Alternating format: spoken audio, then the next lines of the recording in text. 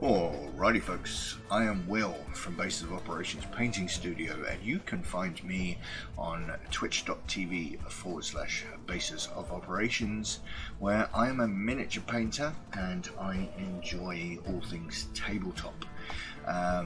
You can also find me around the internet on various other social medias, Facebook, Twitter, Instagram. Just search for Bases of Operations and you should be able to find me. In this campaign I play Rogar, the Red Dragonborn fighter, who is a particularly moral character. He likes to see law and order in effect, and he likes to hold himself up to a high standard of behaviour. Because he comes from a family of well-known blacksmiths, who is a reputable family, not particularly famous, but certainly they have good standing, and doesn't want to do anything to worry or put that into any trepidation. And so he joined this campaign because he was given a message by his friend and mentor Antar Froome to investigate some dragon activity, and of course dragons and evil stuff rubs Rogar up the wrong way. And so I hope you guys at home enjoy this show, enjoy everything that the Meeple Palace has to offer, which is just a general group of people who just love making everything nerdy, fun, and bumping everybody up and helping everybody else along the way. So make sure you get involved with us, come and join us, and we'll roll on to glory.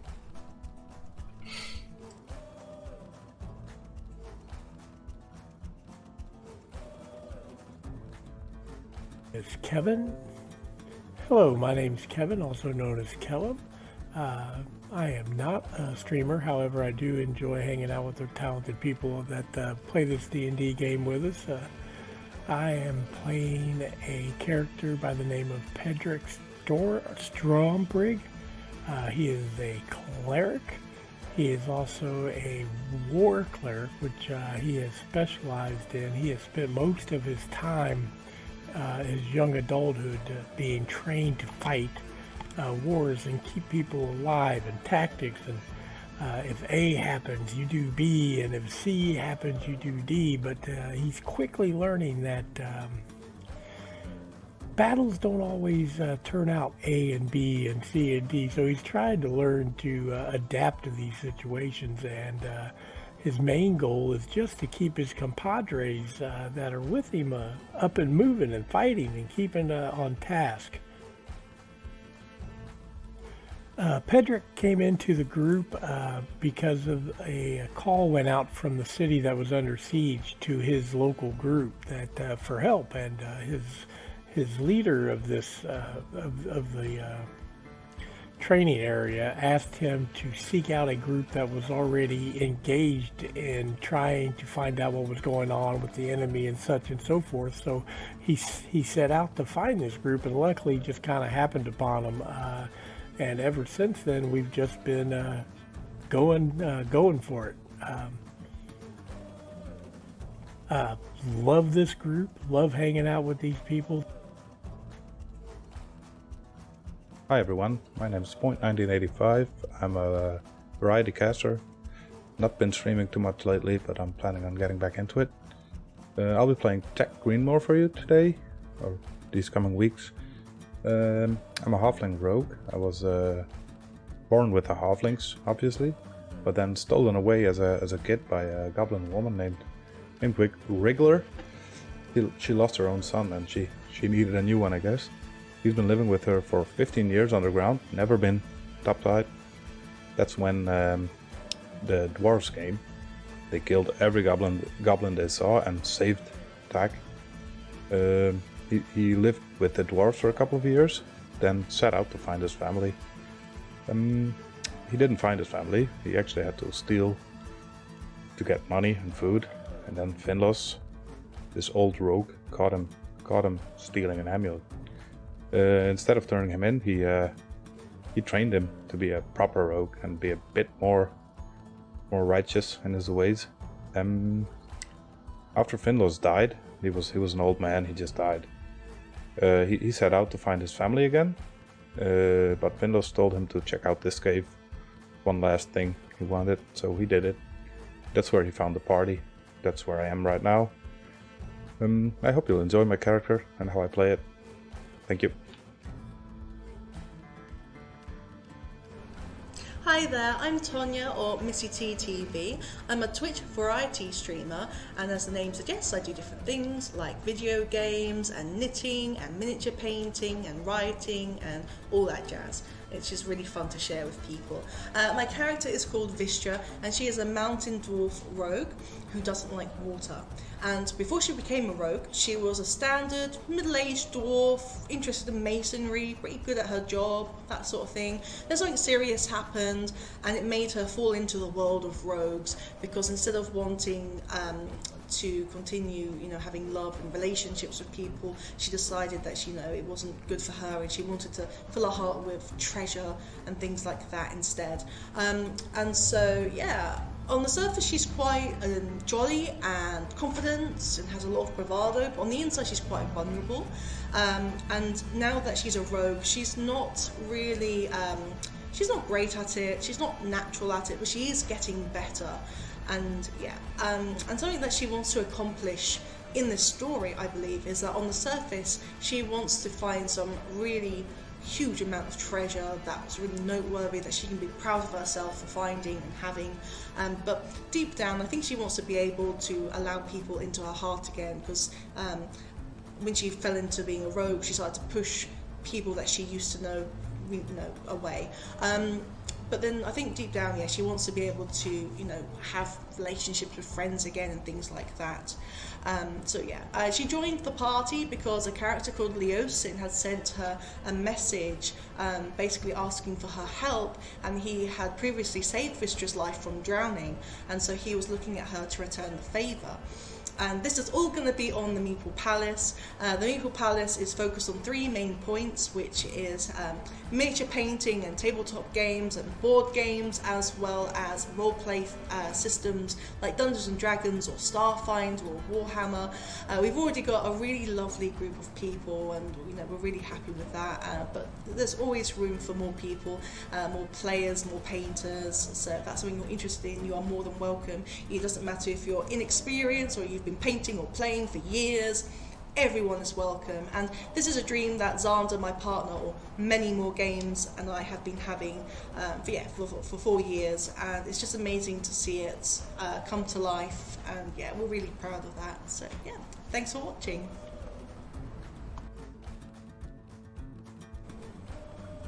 Welcome to Faerun, the realm of swords and sorcery, and the setting for our Dungeons and Dragons campaign. My name is Many More Games, or you can call me Xander. I am the Dungeon Master for this campaign of Horde of the Dragon Queen. I am a relatively new Dungeon Master. I'm also a streamer. I do painting, miniatures, I play Warhammer, I love miniature games, board games, all of that lot. And that's why I wanted to be involved in this campaign, to start this campaign. I am one of the founding members of the Meeple Palace, which is our streaming network. And we are a group of people who just, we love board games, we love miniature games, we love role-playing games, and we just want to be able to share this love for this hobby with you all.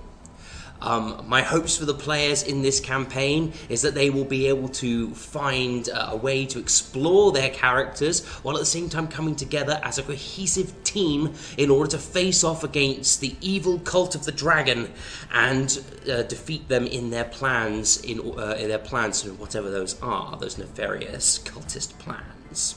So, without further ado, let's get on with the game. Roll on to glory.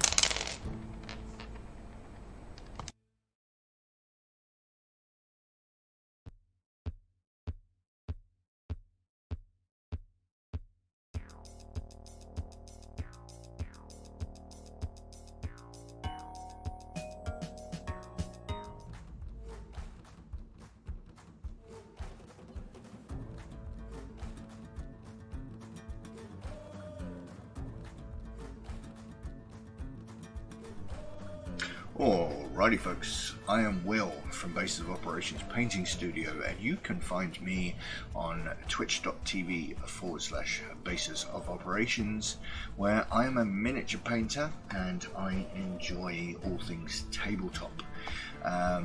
You can also find me around the internet on various other social medias, Facebook, Twitter, Instagram. Just search for Bases of Operations and you should be able to find me. In this campaign I play Rogar, the Red Dragonborn fighter, who is a particularly moral character. He likes to see law and order in effect, and he likes to hold himself up to a high standard of behaviour.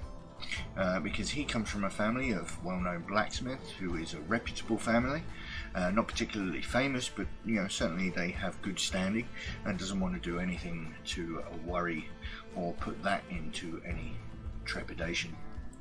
And so he joined this campaign because he was given a message by his friend and mentor Antar Froome to investigate some dragon activity, and of course dragons and evil stuff rubs Rogar up the wrong way. And so I hope you guys at home enjoy this show, enjoy everything that the Meeple Palace has to offer, which is just a general group of people who just love making everything nerdy, fun, and bumping everybody up and helping everybody else along the way. So make sure you get involved with us, come and join us, and we'll roll on to glory.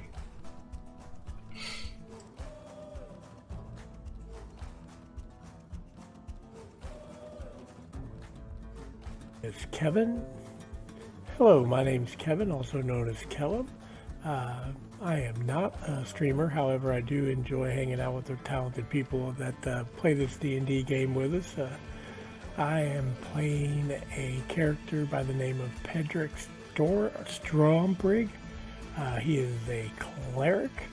He is also a war cleric, which he has specialized in. He has spent most of his time his young adulthood being trained to fight wars and keep people alive, and tactics, and if A happens you do B, and if C happens you do D. But he's quickly learning that battles don't always turn out A and B and C and D, so he's trying to learn to adapt to these situations, and his main goal is just to keep his compadres that are with him up and moving and fighting and keeping on task. Pedrick came into the group because of a call went out from the city that was under siege to his local group that for help, and his leader of this of the training area asked him to seek out a group that was already engaged in trying to find out what was going on with the enemy and such and so forth. So he set out to find this group, and luckily just kind of happened upon him. And ever since then, we've just been going for it. Love this group. Love hanging out with these people. Hi everyone, my name is Point1985. I'm a variety caster. Not been streaming too much lately, but I'm planning on getting back into it. I'll be playing Tech Greenmore for you today, or these coming weeks. I'm a halfling rogue. I was born with the halflings, obviously, but then stolen away as a kid by a goblin woman named Wriggler. She lost her own son, and she needed a new one, I guess. He's been living with her for 15 years underground, never been topside. That's when the dwarves came. They killed every goblin they saw and saved Tak. He lived with the dwarves for a couple of years, then set out to find his family. He didn't find his family. He actually had to steal to get money and food. And then Finlos, this old rogue, caught him stealing an amulet. Instead of turning him in, he trained him to be a proper rogue and be a bit more righteous in his ways. After Finlos died, he was an old man. He just died. He set out to find his family again, but Finlos told him to check out this cave. One last thing he wanted, so he did it. That's where he found the party. That's where I am right now. I hope you'll enjoy my character and how I play it. Thank you. Hi Hi there, I'm Tonya, or Missy T TV. I'm a Twitch variety streamer, and as the name suggests, I do different things like video games and knitting and miniature painting and writing and all that jazz. It's just really fun to share with people. My character is called Vistra, and she is a mountain dwarf rogue who doesn't like water. And before she became a rogue, she was a standard middle-aged dwarf, interested in masonry, pretty good at her job, that sort of thing. Then something serious happened, and it made her fall into the world of rogues, because instead of wanting to continue, having love and relationships with people, she decided that it wasn't good for her, and she wanted to fill her heart with treasure and things like that instead. And so, yeah. On the surface, she's quite jolly and confident and has a lot of bravado, but on the inside, she's quite vulnerable. And now that she's a rogue, she's not really, she's not great at it, she's not natural at it, but she is getting better. And yeah, and something that she wants to accomplish in this story, I believe, is that on the surface, she wants to find some really huge amount of treasure that's really noteworthy, that she can be proud of herself for finding and having, but deep down I think she wants to be able to allow people into her heart again, because when she fell into being a rogue, she started to push people that she used to know away. But then I think deep down, she wants to be able to, have relationships with friends again and things like that. She joined the party because a character called Leosin had sent her a message basically asking for her help, and he had previously saved Vistra's life from drowning, and so he was looking at her to return the favour. And this is all going to be on the Meeple Palace. The Meeple Palace is focused on 3 main points, which is miniature painting and tabletop games and board games, as well as roleplay systems like Dungeons and Dragons or Starfind or Warhammer. We've already got a really lovely group of people, and we're really happy with that. But there's always room for more people, more players, more painters. So if that's something you're interested in, you are more than welcome. It doesn't matter if you're inexperienced or you've been painting or playing for years. Everyone is welcome, and this is a dream that Xander, my partner, or many more games, and I have been having for 4 years, and it's just amazing to see it come to life, and we're really proud of that. So thanks for watching.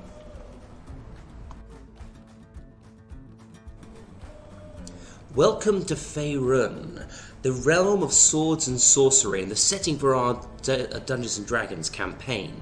My name is Many More Games, or you can call me Xander. I am the Dungeon Master for this campaign of Horde of the Dragon Queen. I am a relatively new Dungeon Master. I'm also a streamer. I do painting, miniatures, I play Warhammer, I love miniature games, board games, all of that lot. And that's why I wanted to be involved in this campaign, to start this campaign. Hello! Hi. Hello! Welcome to another episode of Horde of the Dragon Queen with us, the Meeple Palace. You've seen all our videos. We have quite a good spread today. Unfortunately, a few of our players aren't able to make it, being Point, who can't make it, is unwell. And also Snowy, who was not able to make it today as well. Not able to make it start, at least. But with us today we have we finally have Kellum back. Kellum's back. Yay! Pedrick is back. As is Nate, our bard, who is here playing as Weird Hal. And of course there is myself with DM. There is Base of Operations, and there is Missy T TV, now known as something else. I can't remember. What is it? Super Sundry Girl. Super Sundry Girl, that's right. Super Stop Girl changing your name every 5 minutes. No. Okay. The Sharp. artist formerly known as Prince, I'm going to change myself to an ampersand. I mean, to be fair, I call her Missy anyway. It's been that way for it's stuck now. I call her Baby. I might get a slap if I did that, so Missy will be fine for me. Yeah, and I want to give a shout out to our lovely Patreons. We want to give a shout out to Plutonium OD, as well as our very own places of operations. We do have a small update to give you. We apologise for the battle report not being done technically for November. I'm We're going to going do. to take full responsibility myself. I'm a teacher full time, and it's report writing season, and it's completely sort of stolen away my time completely. Yeah, so what we're going to And do Christmas show. as an apology, and the Christmas show, yeah. So as an apology, we're going to actually do an extra battle report as an apology for the Patreons. So you'll get 2 battle reports, which Plus will December's. be done. So 3 in total. Yeah. So technically, you'll get 3. Yeah. Aren't you lucky? I'm so excited. I hate that. Stop it. Okay, over to you, TM. Okay, sorry, I can't. Ever since I showed her some clips of Cat in the Hat, my Myers Cat in the Hat, she was just. She hates it so much. No, it was funny at the start, and now it's just like, shut up. Anyone new watching, Xander and I, we are boyfriend and girlfriend in the same room, and we have to play in different same rooms. house. She's in the room next to her. I can just about hear her through the walls. Same with me. Yeah, in order to get away with it now, I have to do it. Doing. I'm so excited. A little bit of Kobold voice in there, a little bit of Copernicus. That's cute, and I accept that. All right, let's give. Basically, I'm going to make another apology here because I'm not being a very good DM. I completely forgot to write down the name of the inn that I set us up in last year, and I cannot remember the name of it for the life of me. I think Ben's going to tell you in a minute. I think he's really hard. No, I'm not sure I wrote it down myself, actually, to be honest with you. I racked my brain for like half an hour, and I just could not remember. So, as of the moment you heard, the ensuing fight between yourselves and the Durga destroyed the sign on the front of the inn. Is it now? As of now, it is now the inn with. Okay, which hopefully won't matter because moving on and going somewhere. Okay. Oh, and for anyone listening as well, I have finally got my spell sorted. Yay! Yeah, so now she actually has some wizarding spells to cast. Dude, Awesome. I have to remember what they are. Let's. I'm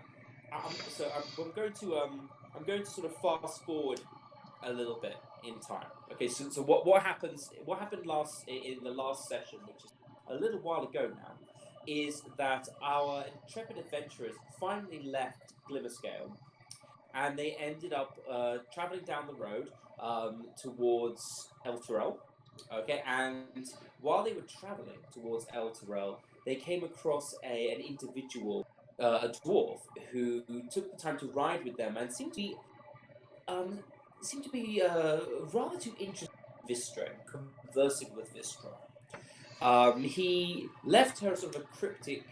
He said some sort of cryptic sayings towards her, and then he actually he rode off into the distance. There was no combat. There was no danger at the time. But I believe very shortly afterwards, Vistra came to the conclusion that this was another warning about her past coming to catch up with her. We arrived at the inn with no name. As early evening came, and they were welcomed. They were sort of ushered in and welcomed by the barkeep, who was very happy to have Weird Hal there. Being a bard, he was actually bereft of entertainment, and he was very eager to get Weird Hal up and playing for his audience. There were a number of people in there. There were 2 young women, or two women, accompanied by a large bodyguard, sort of a large beefy bodyguard.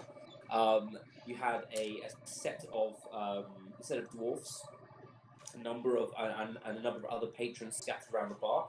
Our intrepid adventurers decided to get rip-roaring drunk.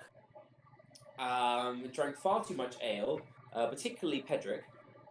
No, particularly Tack. It was particularly Tack who propositioned the goblin. Rogar tried And really hard.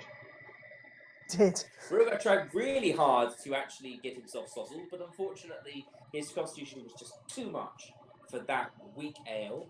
Nowhere near the same sort of level of sort of magma cider that he's used to. And he and the others went up to bed. And in the middle of the night, Vistra was awoken as another pair of shadowy figures entered her room. They captured her and tried to take her out of the inn. But as she struggled, she managed to kick the glass in the window and awaken a lot of the patrons, including her members of her party. Um, she was actually dragged out. The first person to make it out was Rogar, who ended up falling off the roof as he ran onto the roof to try and save her. Ended up Flat falling on off his the back. roof, flat on his back. Took a bit of bludgeoning damage falling off the roof, Worth it. and then ended up finding himself in combat with a number of shadowy dwarfs who were swathed in sort of dark clothing. Their skin was grey. In fact, all basically everything about them was grey. Their beards, their skin, their teeth, everything was sort of grey in shade. They ended up getting into combat with this group of dwarves. Vistra managed to kick herself free. Tak managed to get himself into basically into a sort of almost a sniping position and start taking out people with his bow. And Weird Hal came out the front door and ended up in combat. Did you end up in combat? Did you end up in combat with a dwarf, or were you sort of you ended up getting smashed by Pedric's own spirit guardians? And basically, the fight culminated with the leader of the dwarf, the leader of the dwarfs, which Vistra you would recognise as a person called Calendrax the Ring. Okay, and he was actually a I'll explain that in a minute. But he's an important figure from your past, and you managed to sort of chase him off. Although you didn't manage to kill him, he managed to escape by utilizing his innate powers that he has as a dark dwarf, and went completely invisible and managed to escape from the fight. And this is where we leave. This is where we find ourselves. Sorry, this is a very long intro because I write it all out. I should have done that like I normally do. At least I got bullet points, but I didn't this time. And this is where we find ourselves. We're in the kind of a stinking alley behind this. Not well, stinking sort of, but it's full of the smells and sounds of an inn. Which you've got the stables. You can smell the horses. You've got the sort of a light mist dusting the ground. Sort of in between two buildings, you've got the sort of the main building, and you've got the storehouse where the publican keeps the majority of his stock, and it's where you find yourselves currently outside in the alleyway. It's about I'd say it's about 2 a.m. No, it's 3 a.m. Remember correctly, it's about 3 a.m. And this is where you find yourselves. Vistra, you sort of turn. You see your companions looking at you, trying to.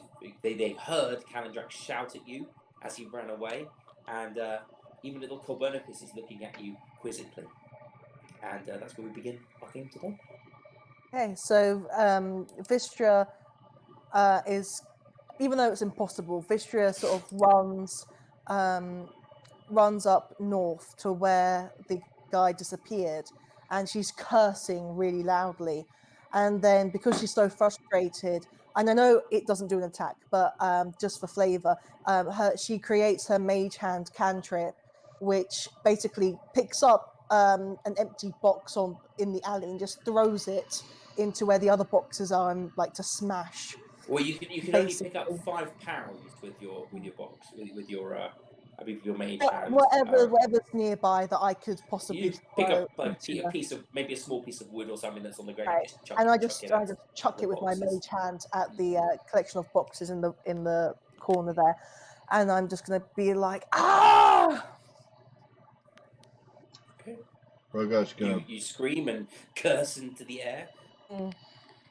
Rogar's gonna walk up behind her, and she's so very small that he's gonna bend down and try and just gently place a hand on her shoulder, and he'll just say, "Vistra, what just happened?" Something that I should have thought about, and I should have been smarter. I should have disguised myself. Why didn't I check that the window was shut? Oh, I saw him riding. I was just like, something bad's gonna happen, and I just didn't prepare myself as well as I should have. Okay. Yeah. I mean, you would have known. You would have known that the dwarf that was riding with you is not the same individual that you just saw running away. Oh, I know.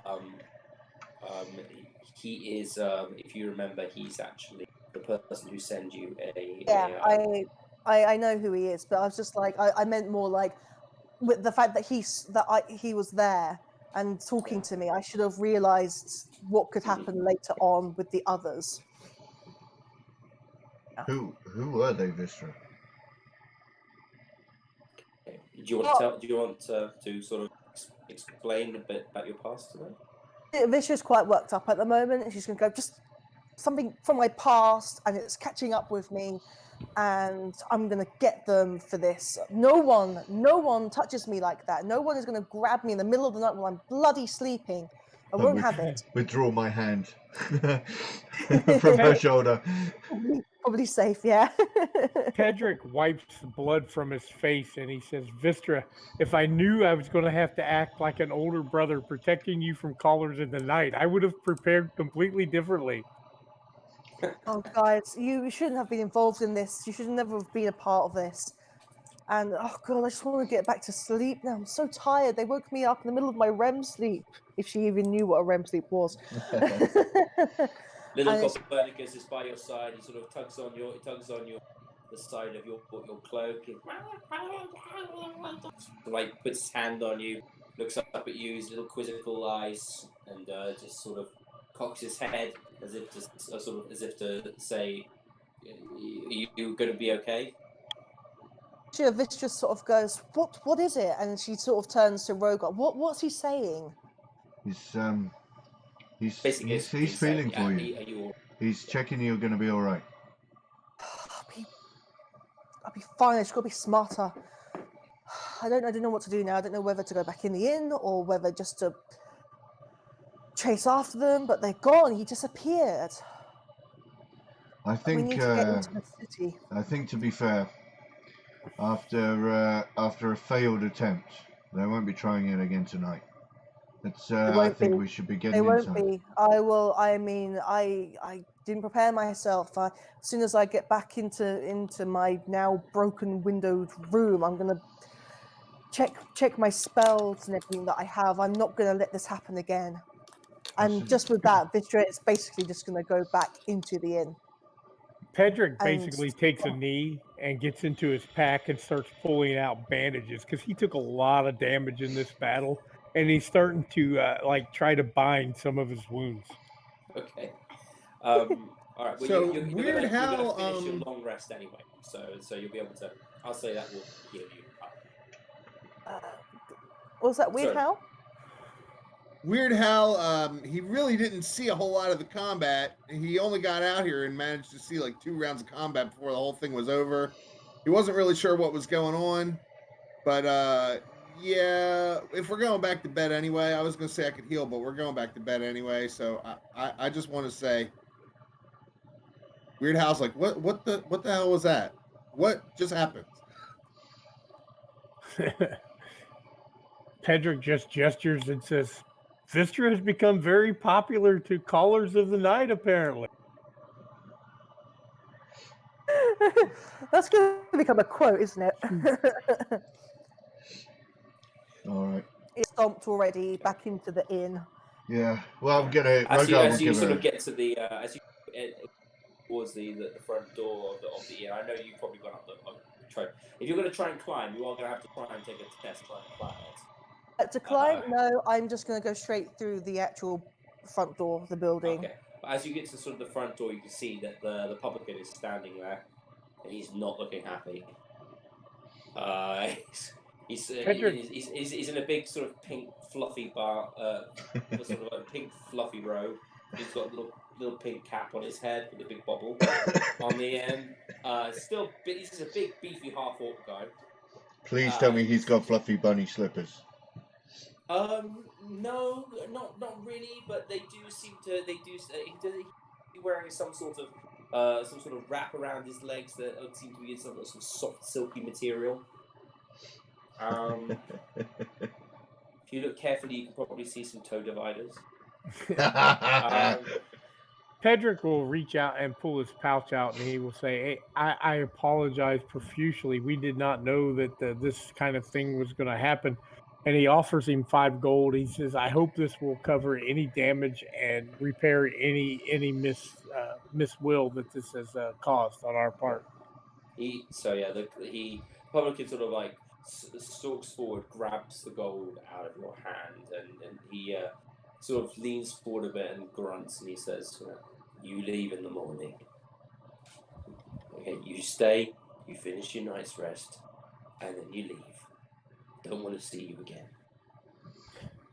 Agreed, Pedrick says. Wait a minute. But he also says, "May the blessings of his particular God be upon this establishment." And he said, "We apologize for any misconvenience we have caused." It's all well and good, but now I've got to fix my window.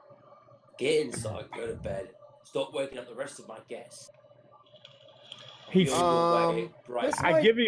Pedrick gives him a look like, "That's enough of the condescending stuff. We didn't call upon this, and we defended your establishment." He gives him that kind of look, and he's like, "We will go to bed, but you need to just back off." I'm just thinking about the last time that our tech staff B tried to attack an innocent civilian.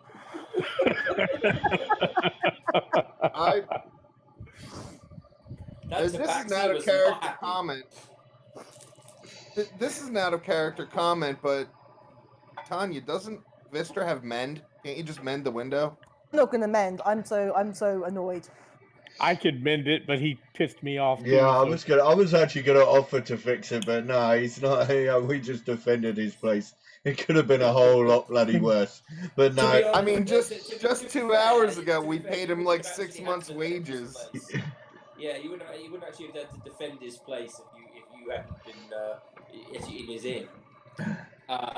But fair. Plus, we handed him 6 months' wages like 2 hours ago. Right. That five gold is about 5 months' wages for a peasant. Yeah, he can totally pay for it himself. I'm not doing anything to. Yeah, Pedrick just gives him that look like, "I've had enough. You need to leave me alone before things get worse." Yeah, he sort of looks and he sees you, and you see you sort of squaring your shoulders, almost ready for a fight again. He's just grunts, puts his thumb towards the door, and then sort of stalks off to look at the damage. So he comes around to where Rogot's like currently standing now. He sort of like stalks over, and you just see him standing there in his pink robe with his little pink sleeping cap, big beefy arms on his hips, just looking and glowering up at this open hole where his window used to be. Oh, and the destroyed bedroom door. Oh God! The broken window. He probably hasn't even seen that yet. To be honest, you're probably lucky he's only charging you 5 for the window. Yeah. But yes, he's looking. It's just you can see he's probably one of those people who quite enjoys being angry at something. Right. So he's just sort of standing out. I'm going to enjoy this good grump while I've got a moment. Weird Hal just thinks to himself like, "What kind of inn thinks they're going to hire a famous rock star like me and not have a broken window?"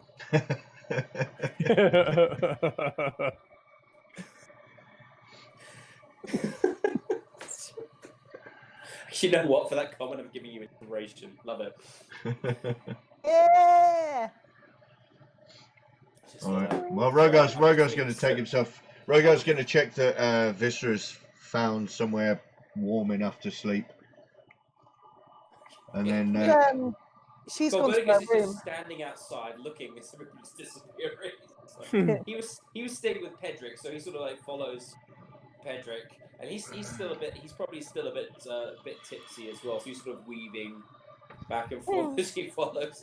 He follows Hedrick kind of down. holds his hand up like a high five for Copernicus, and then motions him to follow him. But you've reached your hand up, but then he's actually about waist height. So you actually have to put your hand right down so he can actually Right. give you the high five. We get a medium five from The mid Copernicus. five for you, yeah. But yeah, so he goes, gives you a little. He takes his 3 little claws and he sort of slaps your hand, and he sort of like starts sort of toddling past you. And you can see he's definitely his scales have lost a bit of their luster. He's looking very tired and definitely probably starting to feel the onset of his one beer, which knocked him out when he was down in the You the got the bar. waist high five. Yep. He's like the Hobbit, you know. It's like, you know, what's this? This is a paint. They paint paints, you know. That's sort of the same thing. He's probably used to grog made out of mushrooms, things like that. Probably quite foul, but in smaller portions. Yeah, so as long as Vistra's okay, Rogar would take himself back to bed. He needs to get asleep. All right, so I'm gonna fast forward now. As we go in the morning, we're gonna say you've left the inn. He's not gonna take, and he's not gonna allow you to hang around, and the innkeeper's not gonna allow you to hang around and start debating and chatting things. He wants you out of it. It's the first thing in the morning as you wake up, and you all come down sort of into the common area one after another. You can see that the bar is quite deserted at this time. There's very few people. There is the publican. He's sort of standing there again, arms crossed near the door. He looks at you and he says, "Your horses are already saddled and you're ready to ride. I've added a few victuals in the side of your packs. Sorry about the anger last night, but you got to understand this is my livelihood, and I can't be having people like you here." So you can add 1 day's rations to your character sheets. So it's not much, just some trail food. We've got some bread, some sausage, a few sort of mixed nuts that were gathered from the forest by a halfling over there, and yeah, I wish you well in your travels, but I suggest you don't revisit my inn for quite a while. All right, I need to keep my patrons happy. Hedrick moves up in front of him, like face to face, like really close into his face, and he says, "Thank you for your hospitality, and may Torn bless your establishment." And he handed him a gold coin, one extra gold coin, and then just turns and walks like he's not even there. Okay. Yeah, Vishra, I didn't mean to say money. Vishra would just take the ration out of his hand without saying a word, and she'd probably be the first one to jump on her horse while she waits for the others to join her. Okay. All right, so you're all saddled up, and as you sort of start riding from the inn, I start riding from the inn with no name. God, the name of the inn. You basically you continue your journey to Elturel. You should only have another half a day to arrive at Elturel. As it's 9 in the morning. It's about 1 o'clock, 2 o'clock in the afternoon to make it there. It's quite a scenic ride. Again, you're on the main trade route between Glimmerscale and Elturel. The road, as I said, is very well maintained. There's a lot of the guards, the merchant guards, the palace guard of the Elturel theocracy, which are sort of again up and down, sort of like patrolling the roads, keeping the merchants' wagons safe. You don't at this time at the moment. You don't see an awful lot of traffic on the road. There's a number of wagons, sort of a number of wagons that are heading towards Elturel in front of you. A number of the wagon in front of you is being led by an elderly couple, a young child sitting in the back of the cart. The cart is filled with sort of dried wheat stalks and hay. Probably needed in Elturel to feed the horses, to be used as animal feed. And it's really quite a scenic and a sort of a nice idyllic, quiet scene. The air is chill and crisp. There's the sound of animals and birds. You can hear them. It's quite muted. It's a well-traveled road, but the signs are good. That it's going to be a very peaceful and an easy journey. And then a star. No, I'm just joking. So, Don't be surprised. DM, how long would you say? DM to hurt people. Yes. How long would you say we've been riding for, DM? Well, I would say that it's about a 5-hour journey. Okay, so it's about a 5-hour journey from where you currently are to the main gates of the Elturel, the capital of Elturgard. Okay, Weird Al, he looks up and he goes, "Oh, you guys, I got a really good idea. Oh dear. He should name that in incognito." Oh. With 2 M's. I think we'll write that one was down. the idea. We'll send him a maybe you should send him a letter when we get to Elturel. I think I will. She's just shaking her head and is just like, I'm just going to ignore everyone now. I'm not in this space. I'm not in the mood. DM, can you let me know exactly when we're about to get into Elturel? Because I want to do a spell. Okay. Okay. So it doesn't. So as you sort of about 3 hours into your journey, you take the road. As you take the road and it comes around this bend, Elturel comes into view. Okay, so it's still about 2 hours away, but it's a very big city. Mhm. Okay, and you are able to see a few of its more prominent features even from this distance. It's a very large, orderly city, and it's built along the river Chionthar. Okay, sorry, Chionthar. And this is Rogar and Vistra and Weird Hal. You would most likely know all information. Maybe not so much because you would know it most likely because a prime center of worship, a place to be built for deities like Tion. You probably learned about it.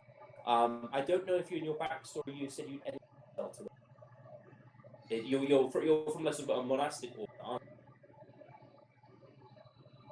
aren't If you're talking to me, I can't hear anything you're saying at all.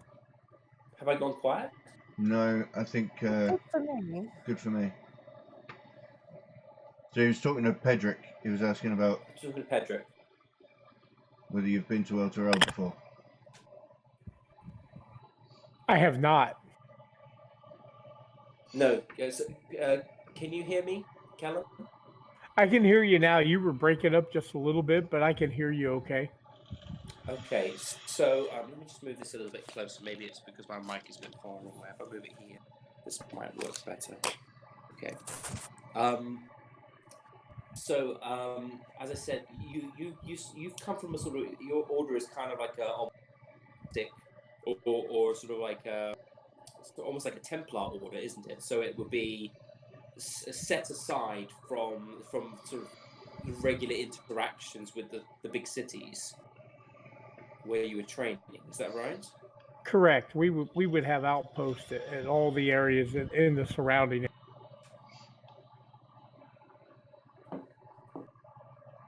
Sorry, can you repeat that last bit for me? I said that's correct. That the order would have, like the Templars, they would have little outposts at all the little areas that were around the circumference of their territory.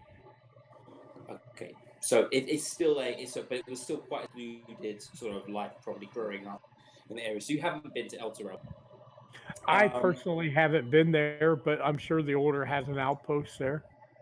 Okay, so as we sort of cross around the corner, I mean, Vistra and Pedrick, sorry, Vistra and Rogar and Weird Hal, you would most likely be aware that El Terrell is a city that is absolutely filled with merchants, river traders, and many farmers' markets. Rogar, your father would have most likely done business there, sending his goods. Sending Ajax would have been sending his goods, even just the sort of the non weaponry goods to El Terrell. Yep.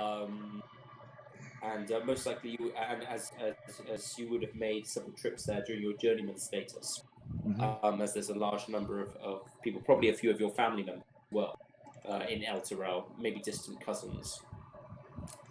Now, the one thing that is the most distinct feature of El Terrell is that above the city is a very brilliant magical light. Okay, almost like a beacon above the city. It hovers above it and it keeps illuminated day and night. Okay. Pedrick, as you sort of walk around, it comes into view. You can feel the holy energy that seeps from this light. You can feel it suffusing you. You can feel it. You can feel it bolstering you. It's the prayers and the faith of thousands upon thousands upon thousands of worshippers being projected out as a sort of as almost like a, a warning to the forces of evil, to the abominations of nature, to never approach this bastion of civility. Okay, sorry, bastion of civilization, not civility. They're not. Hello, very nice. Sorry, bastion of civilization. Yeah. Pedrick just smiles and he says to his companions, "We have come home. This is an area we will be well, and we will be well received here." She just looks at him and says, "Not all," and says nothing else as she carries on riding her horse. Yeah. You would also notice this light is an anathema to the forces of darkness. You would be very aware, Pedrick, that this could do things like turn the undead to ashes as they approach the city. It could force evil hordes to navigate around the city, not approach too close, being incredibly uncomfortable. So like the forces of people like the god of the orcs, like Grumsh, who is known as quite a dark god, would his children would find it difficult to live in El Terrell because of their sort of like their sort of darker natures. However, as you view it from afar, it actually appears almost like a sun or a distant star. Okay. Coming up to the city, and I'll just quickly move you guys to. This is not. I was trying to get a good picture of El Terrell. Let me see if I can find it. Here we go. Here we go. Whoa, So, that's a big city. I'm gonna try to earn some fans while we're here. So yeah, as you approach El Terrell, this is a well fortified and well defended city. The walls are absolutely massive. You can see even from afar, you can see just how well organized and how well manufactured and planned this city has been. Do you want to do anything else before we sort of approach the gates of the city? Pedrick just informs the party. He says, "Listen, this city is well protected by the gods, and regardless of your beliefs, you would be well to pay homage to the gods that protect the city while we're here."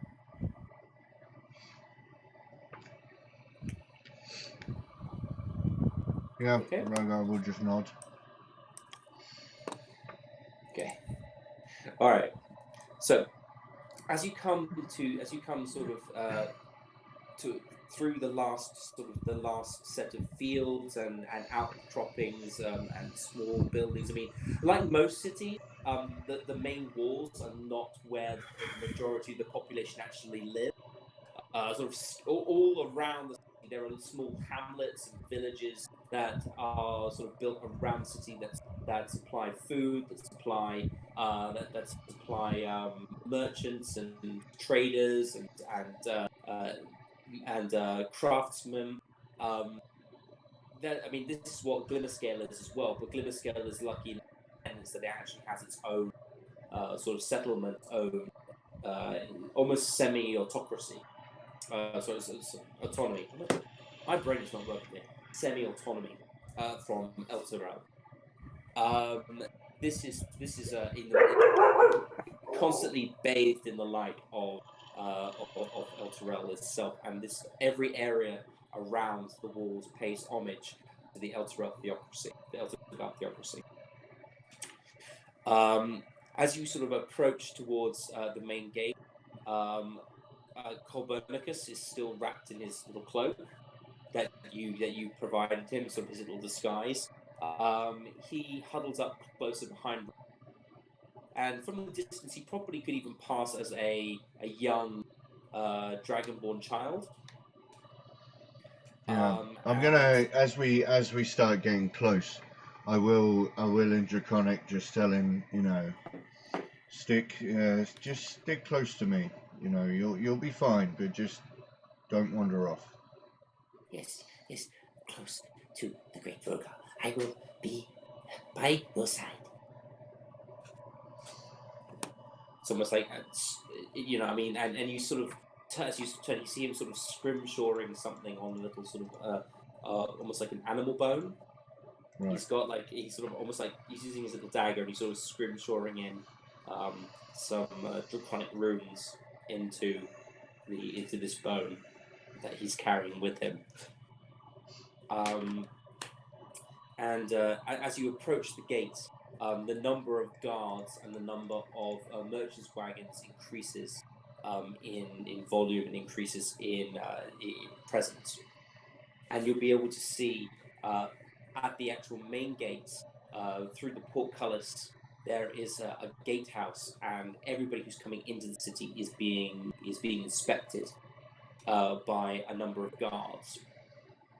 Almost it's Weird how sort of like border, Weird Hal wants to check and just real quickly go through his stuff, make sure he doesn't have anything crazy.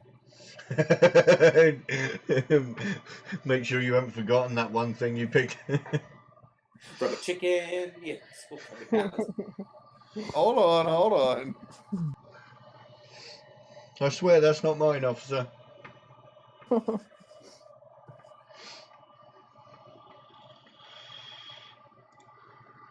Okay, anybody else want to do anything before you? Okay, I've got a pipe and pipeweed, but I think they'll be cool with that. Yeah, that's. I mean, it's pipeweed is. It's fine. It's legal. Common. I have a dragon's talon. Sorry? Do you think they would take that away? I have a dragon's talon. No, man, that's a trophy. They'll give you props for having one of those. Oh, all right, cool. No, they'll probably be looking for signs of signs of heresy, maybe like symbols worshipping or unholy symbols worshipping forbidden deities. They are a theocracy, so they're very focused on maintaining sort of religious purity, religious order. According to the dictates of their own to the dictates of the theocracy.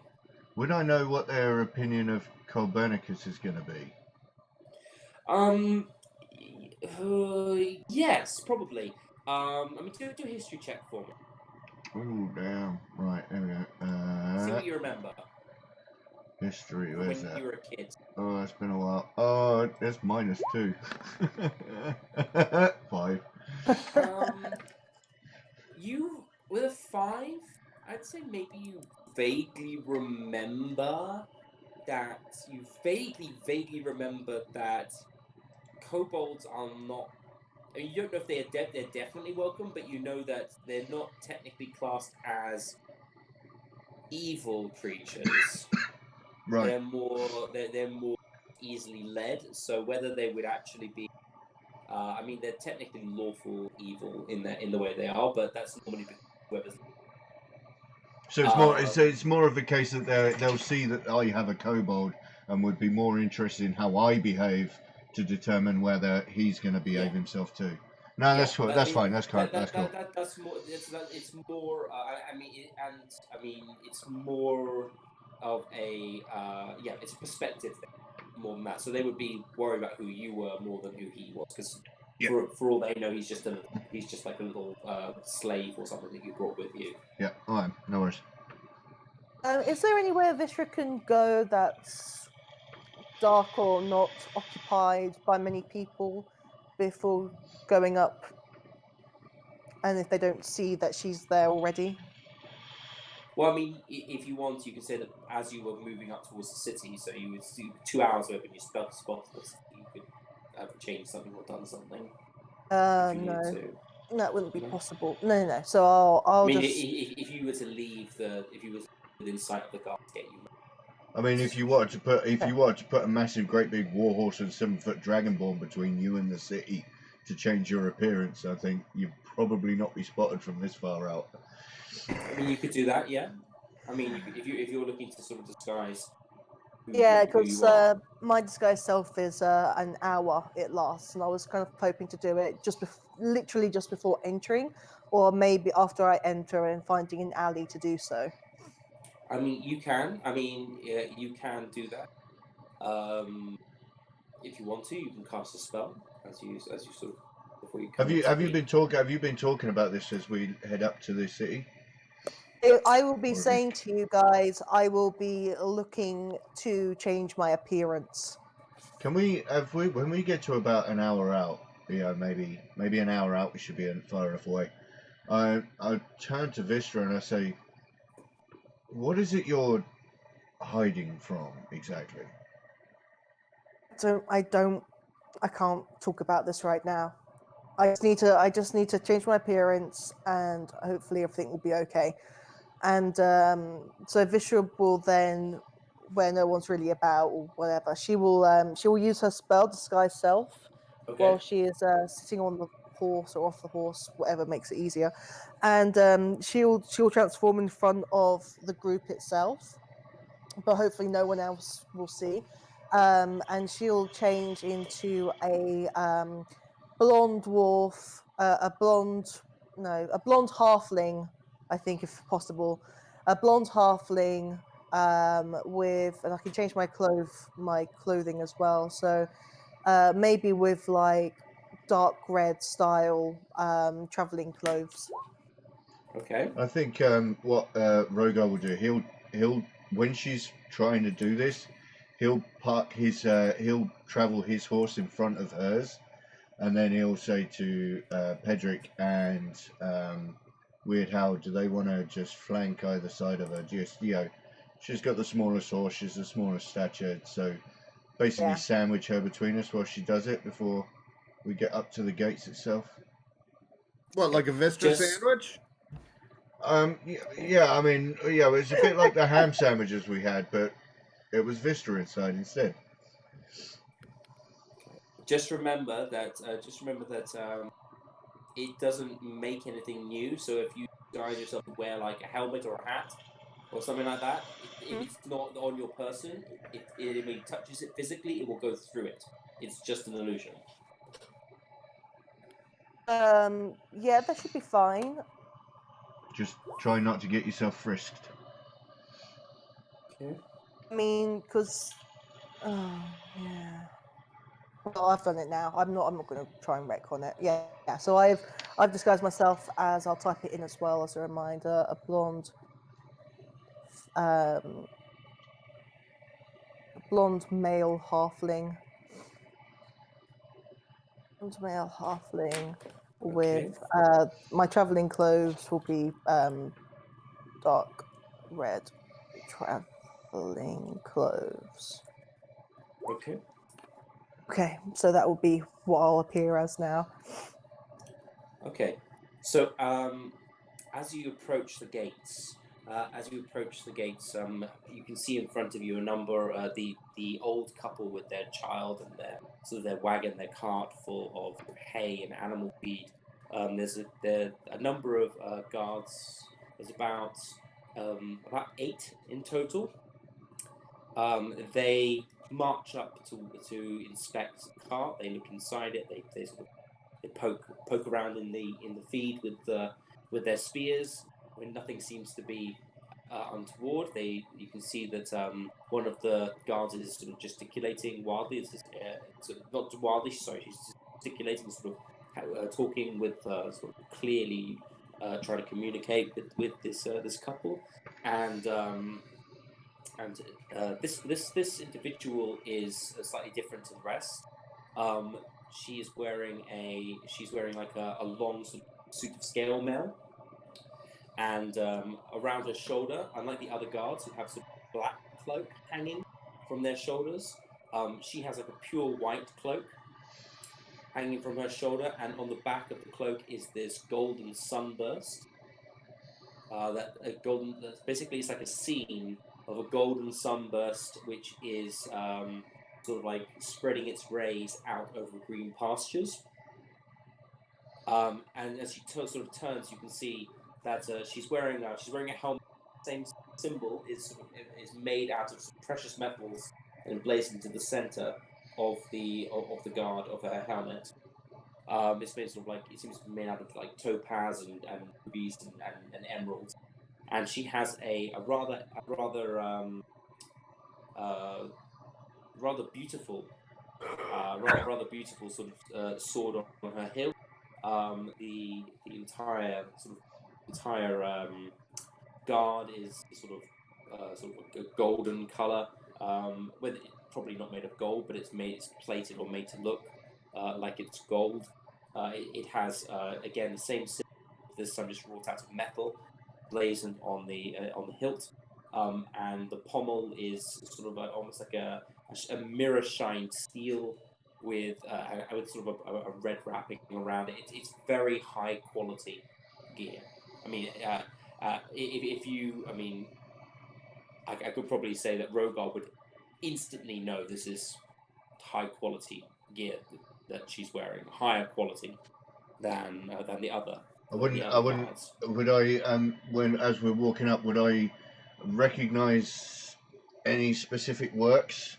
Have I seen my dad working on any of this before? I mean, Ajax tends to produce personalized pieces, which is what he does now. He's got his journeyman, his regular people to make the other pieces. This is definitely not his work. Right. Okay. It's not. You can't even place. Probably can't even place which race would have made this blade. Oh, okay. It's too esoteric, too weird. Right. It's maybe even a bit too perfect. It's designed to even look wrought, you know. Okay. What you would know is roll another history check for me. I want to see how much you know. Oh, this will be funny. Natural one. See how much you remember. It's better. An 8. I mean, you would know. I mean, you would know that the Elturel guards. There's a number of different ranks in the Elturel. They have a regular. They have the regular guard status, known as the Pilgrim. And they also then have the Supplicant, which is almost like the Sergeant. And then they are led by a coterie of officers known as the Light Blades. And this is a uniform that you have seen before on another individual while you visited there when you were young, and it would have been an Onthar Froom pointed out to you that this was a member of an order that you would not want to cross Right. the Order of the Light Blades. Yeah. And that's where she is. Okay, so yes, you don't know who she is. Right. You don't know anything specific about her, but you would recognize her rank. Excellent. And I'll just say to the others, especially to those that haven't been to El Terrell before, I was saying, show that one some respect. She's quite a ranked official. As you come towards the gate, as you come towards the portcullis, as you ride forward, the guards move up to meet you. There's 8 guards plus, so there's 8 guards, including the light blade. Mm-hmm. All of the guards are, you don't really know if any of them are supplicants or pilgrims. That's not something that you would remember with a roll of 8. Yeah, that's fine. But you would remember the distinct thing, which is the light blade rank. As they sort of surround you and start sort of moving towards you, some of them start. They sort of look at you, nod. Vistra, look at you, nod. Look at you. Weird Hal, and start to sort of move towards your packs. The light blade moves forward as well, and she says she basically moves towards you. Towards your group, and she pipes up and says, "Welcome." What was that? My It was dog. the dog. Okay. Yeah. She didn't do that noise. That was the dog, not. Yeah. That was funny. Okay, and she walks up. She walks up towards your group, and she says, "Welcome, weary travelers, to the safe haven of El Terrell. My name is Lightblade Serena. Sorry, what did I write down as her surname? It was. Sorry, I'm just checking my notes quickly. Okay, yeah. Gotta love D&D. Gotta love D&D. Sorry, it's just Lightblade Serena Starbright. Makes this sound like a shampoo commercial. But that is okay. My name is Lightblade Starbright. You may address me as either Lightblade, or if you would prefer more layman's terms, Captain is also acceptable. I am here. It is my honor, my duty to welcome weary travelers to our city, and of course, it is also my duty to ensure that no evil or forms of illicit activity are allowed to enter our halls. So, I hope you will submit to an inspection of your belongings. I promise you, nothing will be taken. We only wish to. There is that there is no trouble within our city. May I ask who is in charge of your group? You're rather strange. Weird Hal. Group Raises to be his hand. walking He's like together. me. Cedric Me. says to him, "We were all a band of one. We have no particular leader, but Your we companions seem to were think all that he's in equal." charge. He always says that. I'm the leader. However, we will grant you the blessings of Torm, and we will submit to your inspection. We worshipper cause of you no Torm. problem. Brother. She sort of makes the symbol, sort of like a symbol across her chest, almost like a rays of sun, sort of like out, sort of stretching out into across her chest, and she bows to you. Welcome, brother. It is good to see another worshipper enter our walls. Too many have let the old ways slide, and are not as devout in their faith as they could be. May I ask where you hail from? Says it's good to be back into the brotherhood, and to be surrounded by like-minded believers. And I promise you, our group is not any threat to you or your city. We were here to actually, and contrary, to provide protection and to help in any way we can upon the dangers that are encroaching. She looks at you and she smirks. Pleasant expression. But then she sort of reaches out and she draws her sword very slowly. Draws her sword and she places it blade down so that it just touches the flagstones in front of her. She says to you, "I thank you for your explanation, but I hope you will understand that it is very strange to see such a weird, such a group of people entering our city, at a particular time where the forces of darkness are growing ever stronger. I hope you won't take this amiss, brother, but we have to take the right precautions." And as the blade just touches the ground, can everybody take a charisma save? Okay. I need you to check a charisma save, and you need to beat a 15.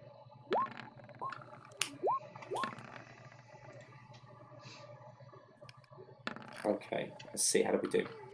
Rogar, Weird Hat, Pedrick, and okay. So this, as she touches the blade to the ground, this sort of circle of light envelops the entirety of the gatehouse. And you feel this wave of energy just wash over you. Rogar and Pedrick, you feel it, but it doesn't seem to settle on you. You just sort of brush off this power. Just with the force of your will alone, just blows it away. It's not able to settle upon you. Weird Hal and Vistra, you feel that you now have no ability whatsoever to lie to the. Okay. So, in fact, I would say that yes, we would still stay up unless she does a check. But yeah, so you now no longer have the ability to lie to this woman. You must answer truthfully. Okay. Pedrick Any says, question that she asks you. Pedrick says, "Sister, I do not question." Oh, Copernicus. Let's see if Copernicus passes, because he's sort of hiding sort of God's back. Let's see if Copernicus is able to throw off that. He might be able to. He is a sorcerer, which actually does quite well against charisma stuff, but you never know. Let's see. How does he do? Hey, He passes it. Yeah, nice. the light doesn't even touch Copernicus. He's just like, what's going on? You know, We all knew Copernicus had, +7 to charisma anyway. Yeah, he's literally just like he's the most charismatic and charming kobold you've ever met.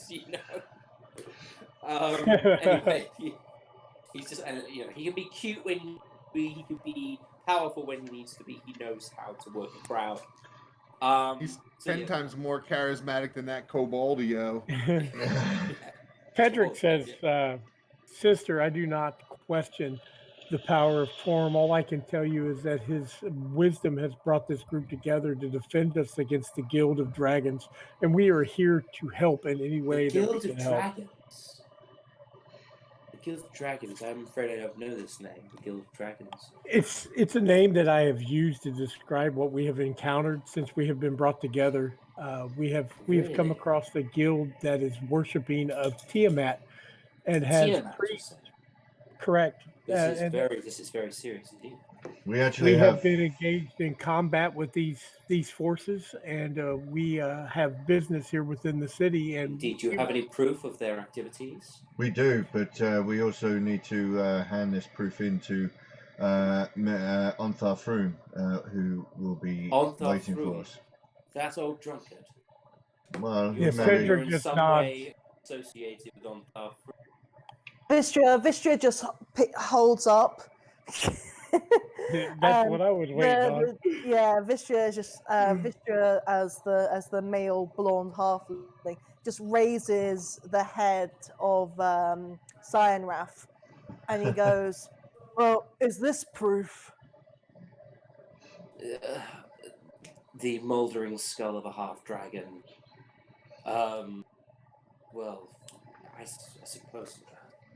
As I don't recognize the individual in question. I hope you have a good reason for killing and him. Rogar's gonna say, well, I'll hold you to your promise that nothing will be taken, Lightblade, and I'll hand out the evidence that we got from Thriller Mondaf's chambers about the movements of the cult and the various freight that they have, and I'll hand it over. I'll say this is the proof that we're bringing to the people who might actually be able to head these people off.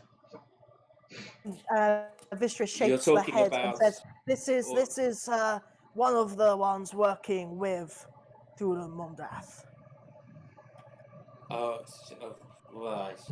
I can feel the power of my spell upon you, and I do appreciate what you told me, but I have no clue as to who Frula Mondath is. But it seems like she is involved in something rather shady, according to these papers that you've shown me. And she sort of leads through. She looks at the map, and she looks at the other things. She's saying, well, much as I dislike that old lech, I think it's probably best that I send you his way. Whatever he may be outside of battle against the forces of darkness, he is a stalwart ally. I see from these messages here that you're chasing after a group that seems to already have made quite a headway against you.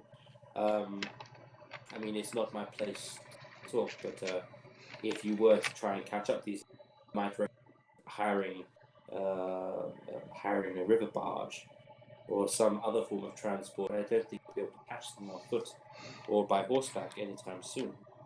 Well, I mean, our first point of call was going to be, before we go chasing them anymore, is just generally get the Order of the Gauntlet's opinion of what they want us to do about it and what they wish to do about it.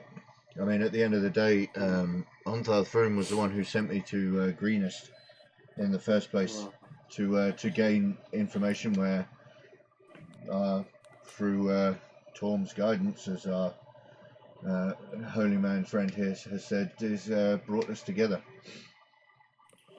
Well, as I said, I'm reluctant to have anything. Well, paladin, but it's that old paladin. But I don't wish fate. However, he is a good man at heart, and I suppose that I could do worse than send you his way. If you wish to find him, then I suggest that you head towards his headquarters. He and his order's headquarters at the Pair of Black Antlers. It's a tavern that is along the waterfront. If you hurry, you might be able to find his friend there. There was an half elven young man who arrived about 4 days ago, and he made his way to. He asked.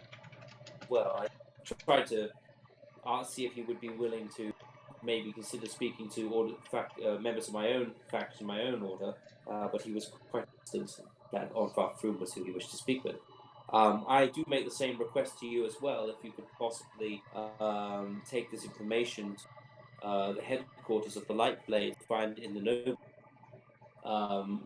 This information could be very, very useful for not only my own order, but to set the minds of the city's leadership towards starting to combat the movements of this cult. Yeah, I mean, that sounds like a perfectly good idea. I mean, the more people we have on board, the easier the dealing with these treacherous scoundrels would be. And from what you've told me so far, it seems like you have quite experience with dealing with matters of this sort, I don't wish to impose. If you are in need of work and you wish to do some good for the city and for its citizenship, then please come and find me at a later time. I do have some rather urgent business that I need attended to. It is your choice, but I do pay handsome. My order has its own coffers, and they're very deep. Unfortunately, we are, as I said, my own order is rather an exclusive branch of the militia, and I cannot, in good conscience, organize any large scale operations at this time, where the majority of our to risk when I need it the most. It's also work that, although it is urgent, is more urgent in that we are. I suppose you could say that we're having some difficulty with appearance, and it's, shall we say, not a priority for the nobility of the city. But I find myself in a position where I have need of those who might be able to act beyond the constraints of my order. Rogar will look around. Rogar will look around to the rest of the party, see what their reactions is to hearing about the work that we could take on. Weird Hal looks up when she mentions something about money and listens to the rest of her little speech, and then Weird Hal wants to say like, "Oh, I'm an expert sword fighter," but it just comes out like, "My name is Weird Hal."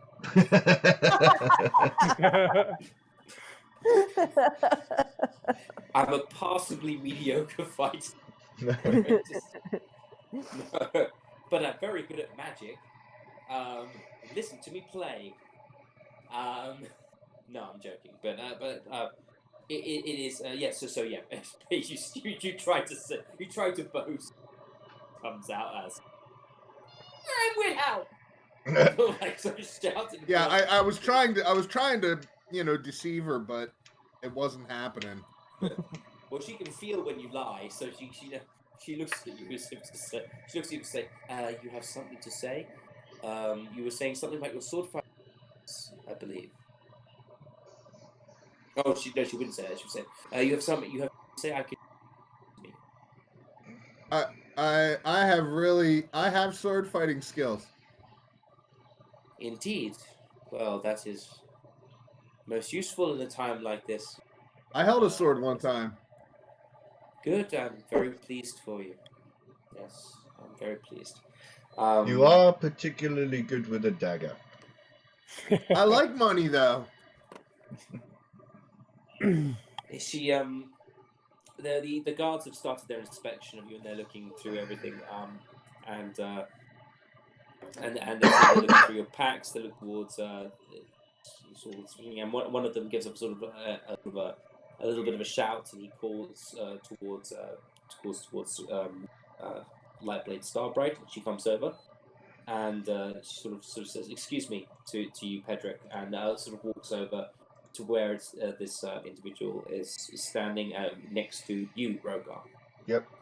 He's pointing at Copernicus on your back, and you can hear him say, "I thought there was something suspicious about that creature. For a moment, I thought it was some Dragon Ball kid, but you look at it, it's the wrong shape. Even under all that baggy clothing, I think it's one of them kobolds." Can I hear this? Yeah, you can hear him talking. I'll say I'll interject. I'll say it is indeed a kobold. She looks up at you and she says, "Is he your pet?" No, he's a member of this group. Well, I have no quarrel with kobolds as such. In fact, they're incredibly useful creatures, very good at maintaining the sewer system in El Terrell, as long as you have to. Sometimes a miscreant finds their way down there and then sighting them, we have to cull them for a while. But I mean, as I said, it's It's only in the event that they, you may be aware that kobolds are quite easily led, and if a poor influence makes its way into their ranks, then we can have but no choice but to remove some of the more dangerous elements, including the ringleader. However, they are very useful in a city like this, as you can imagine, a large population, and kobolds, as we know, quite adaptable creatures. Unfortunately, however, I have to ask that you sign a document for me. It does state that while this kobold is in our city, that he remains your responsibility. And I am sorry that it happened this way, but kobolds do have a bit of a reputation, and we do have rules here that need to be followed. We are a city of law and order, and of faith. So, and she sort of gestures. She sends the guard with her, sort of running to the guardhouse. He comes back with sort of like a little scroll. Basically, it just says, as I to enter the city of Elturel, I understand that the chattel or personage with my is under my own responsibility, and I am beholden to anything that he or she does while upon the sacred land of the Elfin theocracy. Yeah. And she sort of raises it for you, please. And she sort of hands over a sort of little quill, which is dipped in ink. Yep, and I'll sign it, and while I'm signing it, and I'll in Draconic, I'll just I won't kind of boom it. I'll just say to him, nice and gently, as see, I told you, you're under my protection here, Copernicus. As I hand it back, so be on your best behaviour, will you? He gives you a little hug. I'm gonna look up at Weird Hal looks up at Rogar and he's like, "You can write." Yes, Is that a lie? Is that a lie? Did you know he could write? I didn't. I've never seen him read or write anything yet. There you go. That's fine then. Okay, I'm just checking. Seeing as you can't lie. My father had me reading. My father had me reading and amending his ledgers at a young age. Ah, your father, does he live in Elturel? No, he would have passed through these gates many times over the years. And my father's Ajax, the blacksmith. Ah, I've never met him, but I have heard of his work. One of my brothers in the Light Blades owns a particularly fine battle axe made by him. Lovely rune work. He's able to have it easily enchanted. $. Quite a masterpiece, I would How's say. that holding up? And you're his son. I'm his son. Yeah. Oh, I'm Rogan. it's quite a masterwork. I think he only regrets that. Well, one of the problems with becoming a member of the Light Blades, however exclusive it is that we rarely get out from the field anymore. We're more of a political enforcers, or religious enforcers.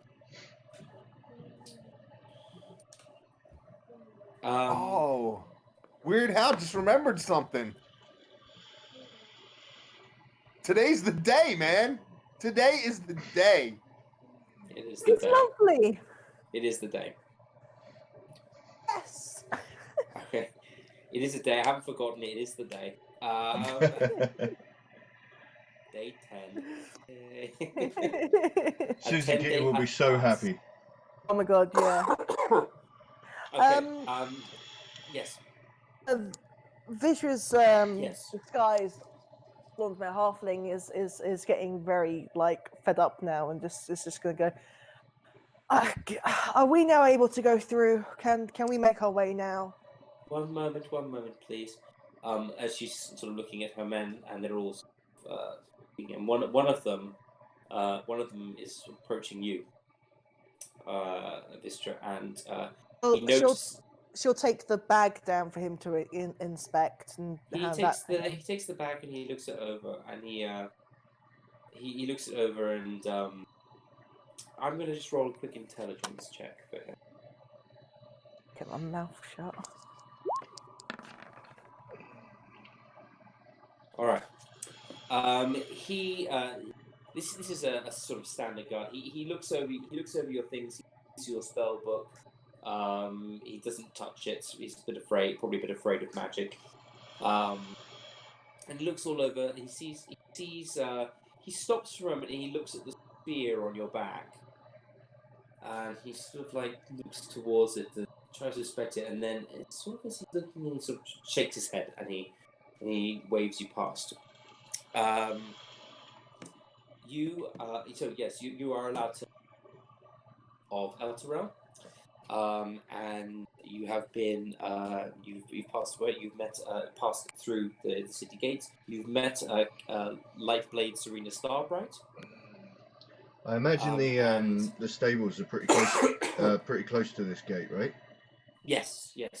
As you pass the gate, you notice a number of stables, and one of the stables is immediately apparent to you. It shares the sign that was above. It shares sort of the same symbol or sign that was hanging outside of the stadium in Glimmerscale. The stable in Glimmerscale. Yep. It would be most likely the place that you should drop off your horses. Yep. No, Rogar will remember, the horses do not belong to you. Yeah, Rogar will point it as we go through. So that seems to be the first point of call. If you're all ready, It's good to me. we'll head over there. All right, let's proceed. That's Copernicus. Yeah. Sorry, Hal. You have to give up the horse now. So that's okay. Now that we're in a big city, I'm going to look for my own mount. I'm going to get something different from a horse, too. I'm sick of riding horses. Yeah, buy yourself a tiger, maybe. I'm going to get a giant chicken.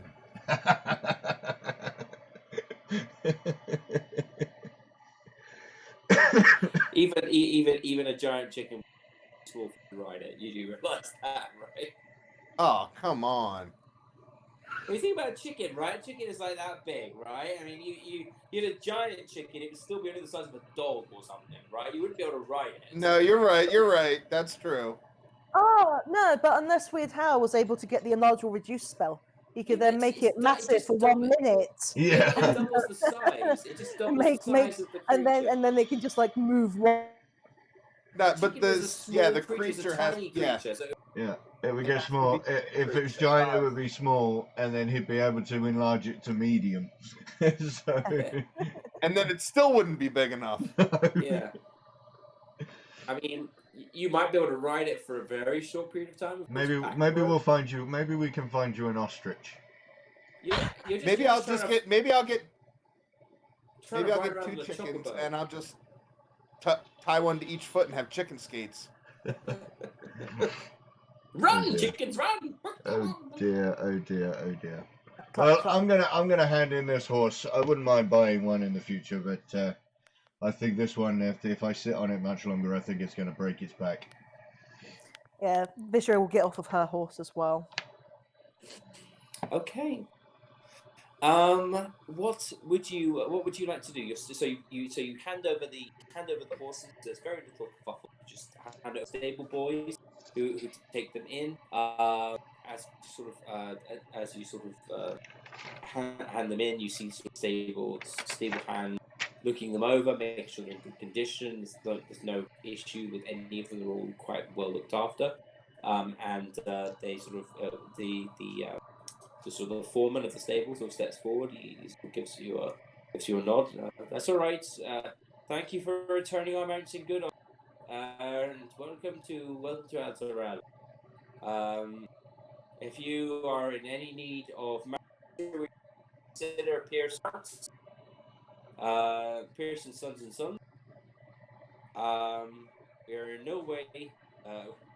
no way like Nurse Joy in Pokemon. The same in every city. As my sons are split all around the entire. If you met my cousin Pearson, did you? You know. Oh no, I'm talking about my older brother Pearson this time. No, So one of those things when you're born and you find out you're a Pearson, it's just like, oh, I have to work in a Horton stables. I have to be a stable, yeah. Would you like me to heal your horse for you? So, Sorry, I'm having now, fun with this. waits around. Weird Hal waits around for a second, and then he kind of taps his foot, and he's looking at the stable guy Pearson. And he's looking at the party, and then he looks over at Pearson. He says, "You're a really clever fella. Do you think we could have our deposits back?" Well, you might. I'm glad you mentioned that I'm a clever fella. Hey, I know that these gentlemen over here didn't pay their deposit. That was paid by Mr. Leosin. However, yes, you do. I believe your deposit back gives you, I think, 45 gold back out of 50 you had to deposit to the horse. And he says, "Good morning to you all, gent lady. And as I said, I hope you enjoy yourself in Elturel. And please, next time you wish to ride like the wind, consider Pearson. It doesn't rhyme yet. We're working on it." Yeah. Hey, Hal, maybe you can help him with that. Well, what, like a jingle? Yeah. I mean, come on, think about it. Think about it. A massive I'm already thinking about it. A massive rock star like you could probably come up with a jingle for them, and then they get more custom. For sure. No, yeah, I'll come up with a great jingle. Let me think on it for a few minutes. I'll turn back to him. We'll get back to you on that one. Well, I'll be very grateful. You know, we're hard workers, but we're not exactly not exactly the artistic types. Except for That's it. It's perfect. We're hard workers, but we're not exactly the artistic type. That's it. That's well, except for my younger nephew Pearson, but he's a bit of the black sheep of the family, you know. Yeah. Here he's taking up with some of them traveling circus, looking after circus animals instead of horses. It's not coming. Well, somebody's got to make sure they're looked after. I suppose you're right. It would be a funny old one if we say, wouldn't it? I said that to my brother Pearson the other day. Wow. Yeah. All right. And I'm just going to kind of awkwardly just take a few steps away and then turn around and walk away. As you're leaving here, bye. It's like three boys just waving at you. You look at the stable hands and like very small versions of Pearson. It's like waving at you. Sorry, I can't believe I'm being stupid today. I'm very, very tired. This is what D&D is all about. Let's be silly. We're just having the legend of Pearson begin. Pearsons and Sons. So Rogar will turn to the party and he'll say, so we know Leosin came to see Ontharfroom, and I think we would probably find Froom at the Black Antler. If that's if that's where we want to go. And we might be able to find lodgings there while we're there. That's good to me. Okay. Pedrick nods in agreement. Yeah, it sounds good to me. Weird Hal looks up absently from his little notebook he's writing in. He's like, "Yeah, I'll follow you guys." And we'll head that way. And Roger, as we're walking to the Black, I imagine I know where the Black Antler is. Well, you probably were very young there, but if you do ask, I mean, if you want to ask people where it is, I mean, most people will have heard. Is there a town crier? Hear ye! The pair of Black Antlers to be found on the waterfront. Third building from the right. No, it's not quite that. But I do a history check to see if I know where it is from being here before. Yeah, roll a history check for me. Sorry, I gotta be more quiet. I mean, with the 12, I'd say you would know where the pair of black antlers is. It's quite a famous bar because it's where on Bathroom and the Order of the Gauntlet hang out. Yeah, so yeah, you would know. You could probably lead them there. Show me, I know the way. And while she's leading us, Rogar's going to kind of get as close as he can to whisper to her. There's one thing we did forget to organize in advance, is that if you're going to put on a male persona, perhaps we need a name to go with said persona. Yeah, I've already been thinking about that. I'll probably go with Bistro. Pedrick laughs and says, Vister. Oh, I'm partial to Dave. oh, I know my. I think Pearson pipes up from behind. How about Rodney?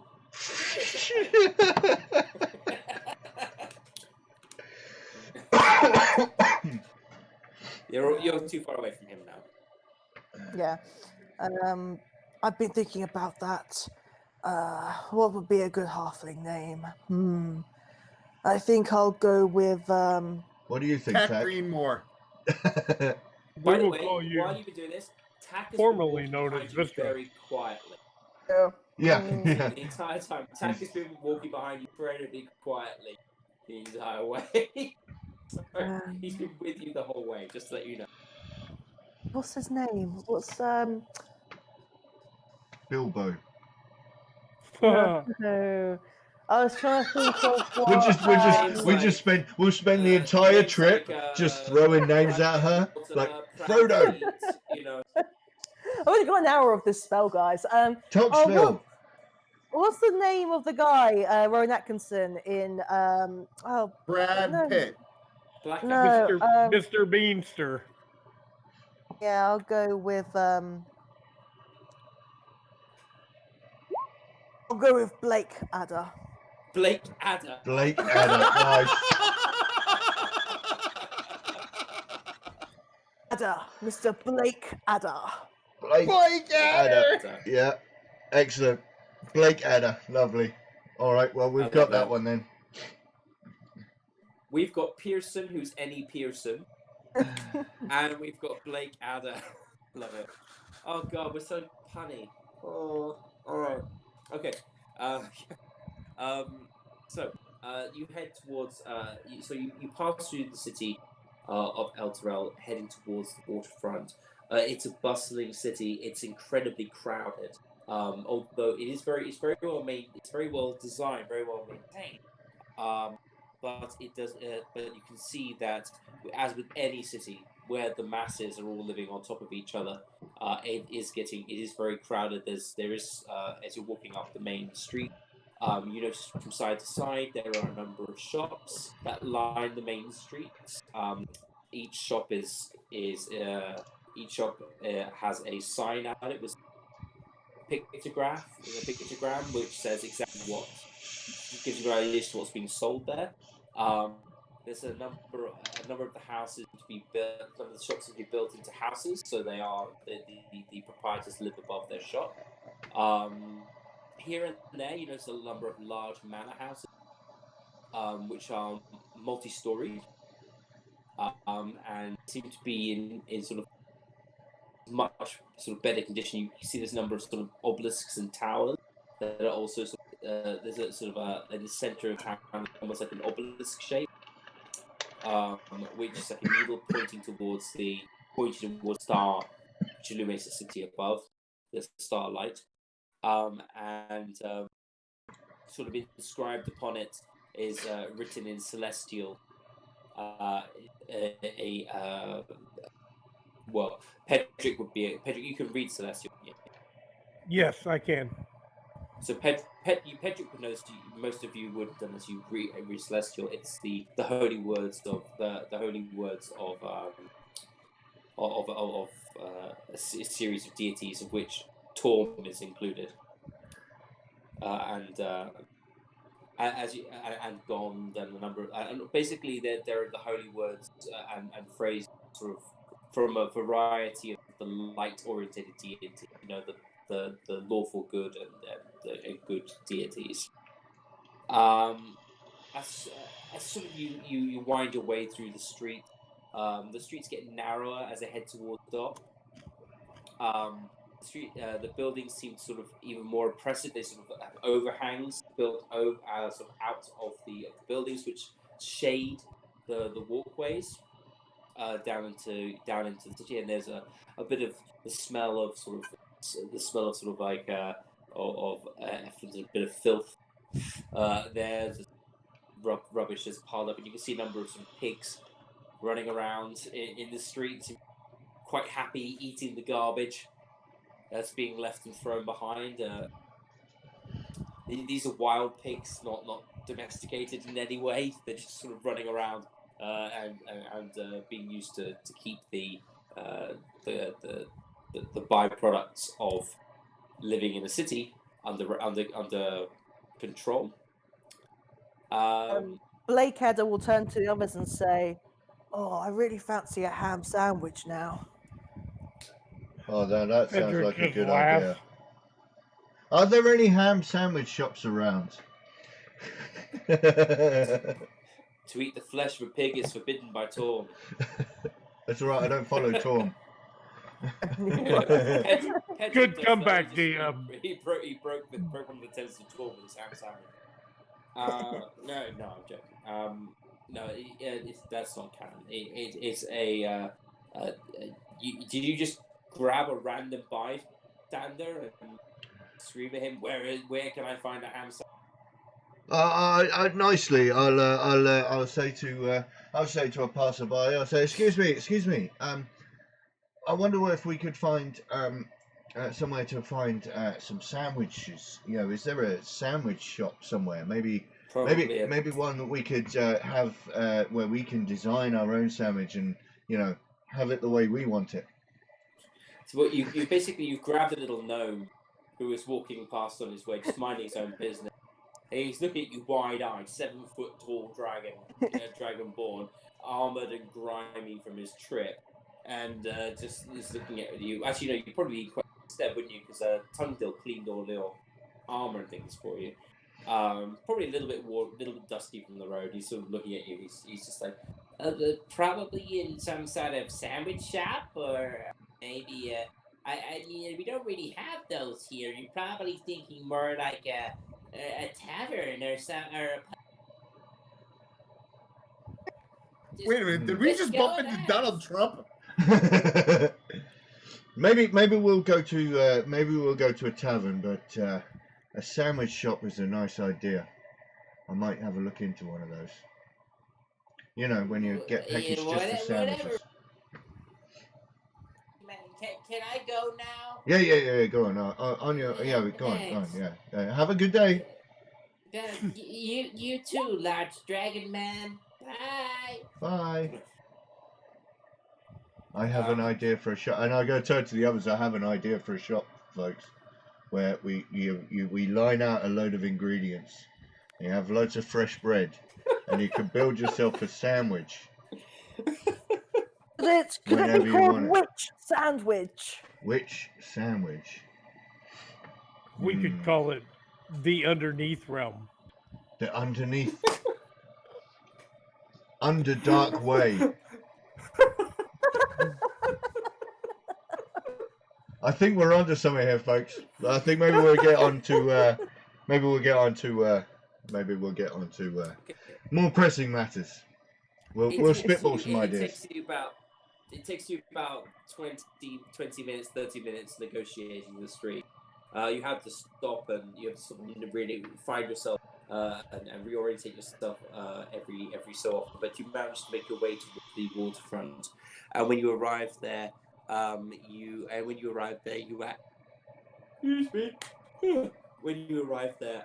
it's quite easy to find the pair of broken antlers. The pair of black antlers.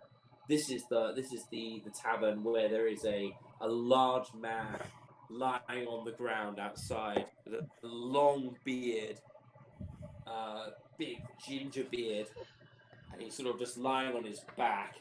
He's fully armored.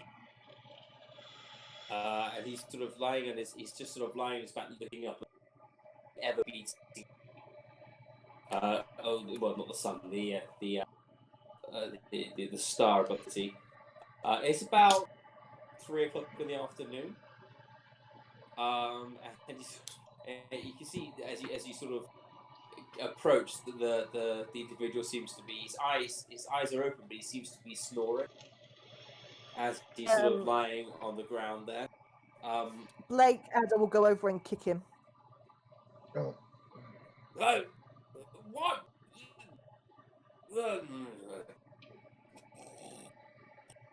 Again. What's going on? Goblins, kill you all. Is this him? Blake Adder turns to Rogar. This isn't Onto, is it? No. No, it's not him. All right, I'll leave him alone. He is, however, wearing on his chest. He is wearing a white gauntlet. I'm gonna kind of lean over him and I'll nod to Viscera or Blake Adder to give him a good kick.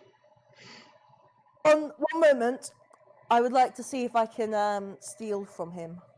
No, I'm stood right here, Viscera. DM. All right. Sleight of hand. Sleight of hand, please. See if she does it. And can I make a perception check? Perception check to see whether she does it. Where's me perception? Hang on. Oh, it's almost good. You are so enamored by this guy's beard. It's just really big. Yeah, I can't. All these scales, I can't grow one. You just see as you're trying to sort of wake him up and sort of look at what you're sort of looking at him, making sure he's okay. You don't see that Viscera sort of slipping her hand in her pocket into his. You stop.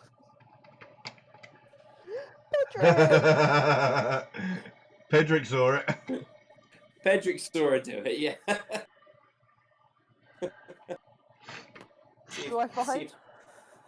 If I do. Well, it depends what Pedrick wants to do. Pedrick, you saw her do it. What do you want to do about it? Pedrick says, Viscera, maybe you should reconsider the actual course that you're on, because the god may look favorable. And he smiles. Maybe this isn't the right time. I turn my head most of the time, Viscera. You know this, but this time I'm going to say no. I just want to know what's in his pockets. So I might put it back if it's nothing important.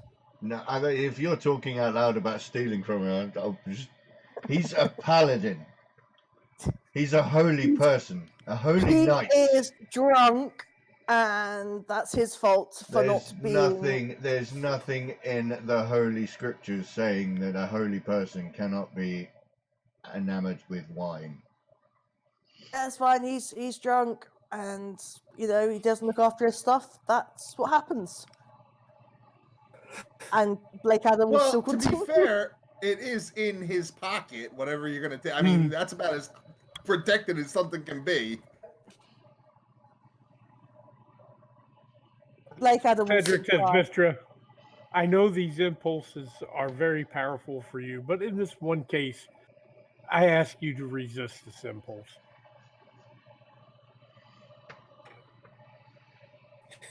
Blake Adder does a massive. Steal from somebody your own size. Blake Adder does a massive kick. That's requested from Rogar. Okay, there's this. So the individual almost sits up and right into Rogar's massive belch. Just comes right into Rogar's face. Oh, very delightful. Are you supposed to be on guard? Who are you? God?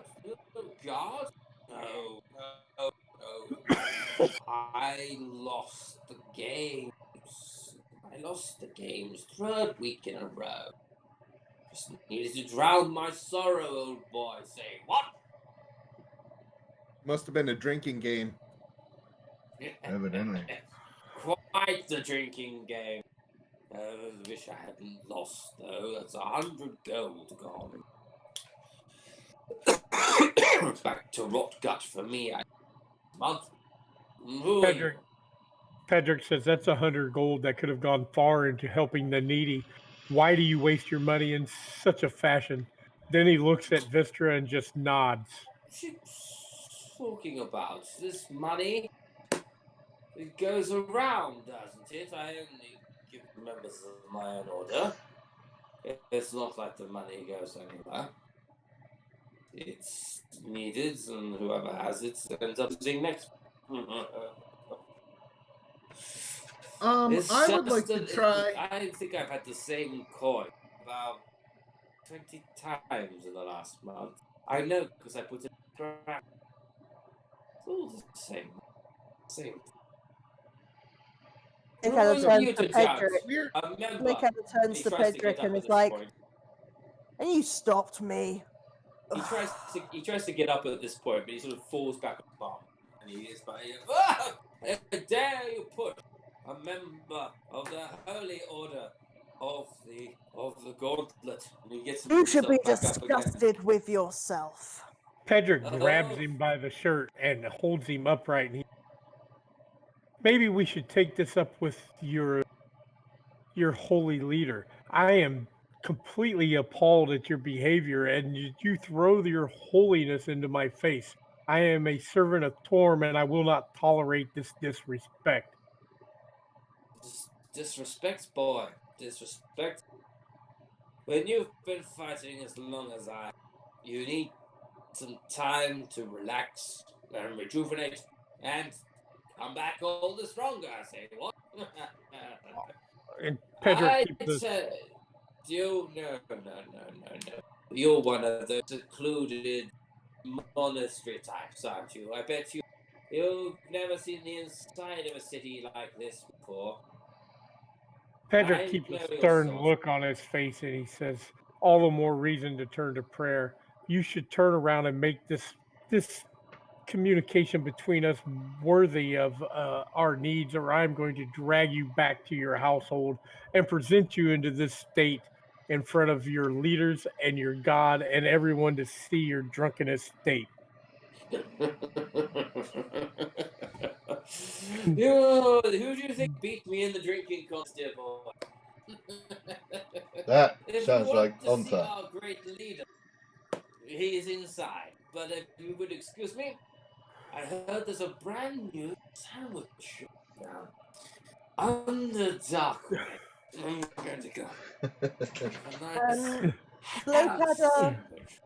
Blackadder is going as he starts to walk. Blackadder is going to use the mage hand and basically just hold on to his shoe or the bottom of his trouser so that he will fall over or something because. Yeah, he does, yes. So you basically untie his shoe or something, you sort of unlace his boot or something while he's standing, or you put a rock in front of him that shouldn't be there, you know. He literally just collapses face first into the street. It's almost like he's swimming. You know, he's trying to get back up again. I've fallen, and I can't get up.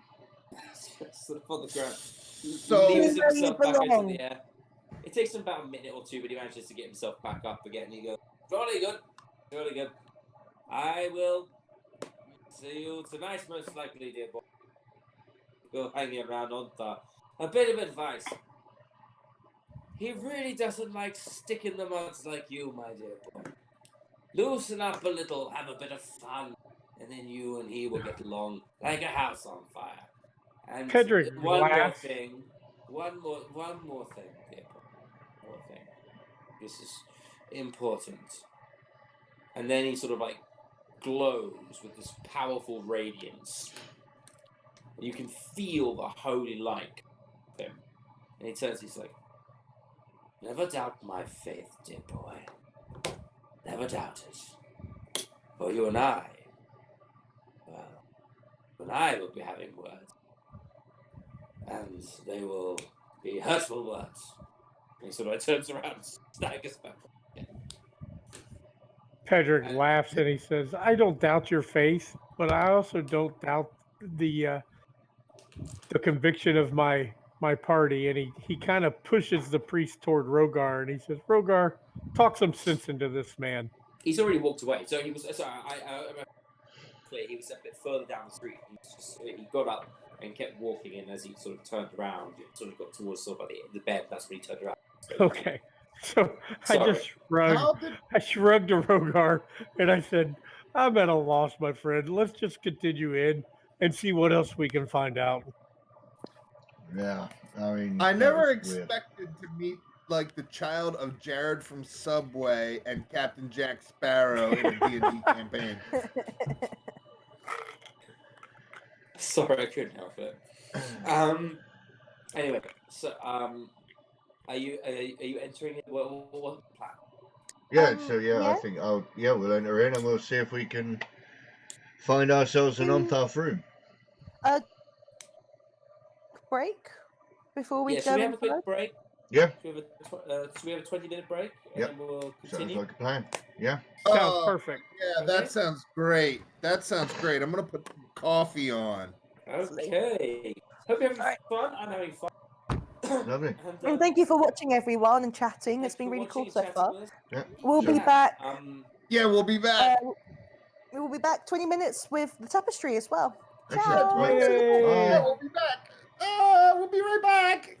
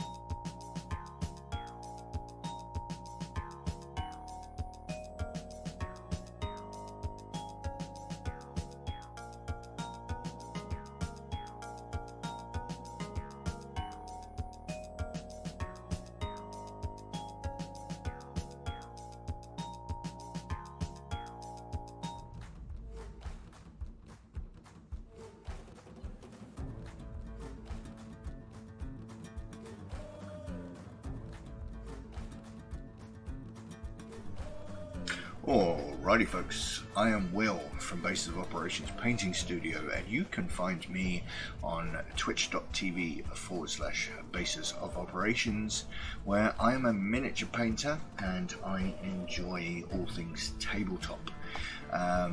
You can also find me around the internet on various other social medias, Facebook, Twitter, Instagram. Just search for Bases of Operations and you should be able to find me. In this campaign I play Rogar, the Red Dragonborn fighter, who is a particularly moral character. He likes to see law and order in effect, and he likes to hold himself up to a high standard of behaviour. Because he comes from a family of well-known blacksmiths, who is a reputable family, not particularly famous, but certainly they have good standing, and doesn't want to do anything to worry or put that into any trepidation. And so he joined this campaign because he was given a message by his friend and mentor Antar Froome to investigate some dragon activity, and of course dragons and evil stuff rubs Rogar up the wrong way. And so I hope you guys at home enjoy this show, enjoy everything that the Meeple Palace has to offer, which is just a general group of people who just love making everything nerdy, fun, and bumping everybody up and helping everybody else along the way. So make sure you get involved with us, come and join us, and we'll roll on to glory.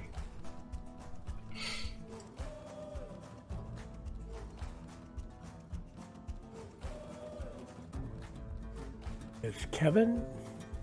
Hello, my name's Kevin, also known as Kellum. I am not a streamer, however I do enjoy hanging out with the talented people that play this D&D game with us.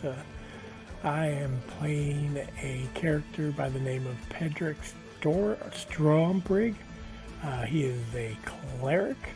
He is also a war cleric, which he has specialized in. He has spent most of his time his young adulthood being trained to fight wars and keep people alive, and tactics, and if A happens you do B, and if C happens you do D. But he's quickly learning that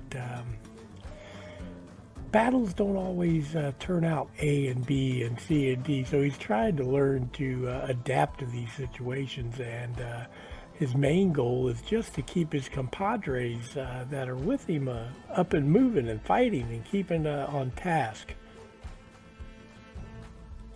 Pedrick came into the group because of a call went out from the city that was under siege to his local group that for help, and his leader of this of the training area asked him to seek out a group that was already engaged in trying to find out what was going on with the enemy and such and so forth. So he set out to find this group, and luckily just kind of happened upon them.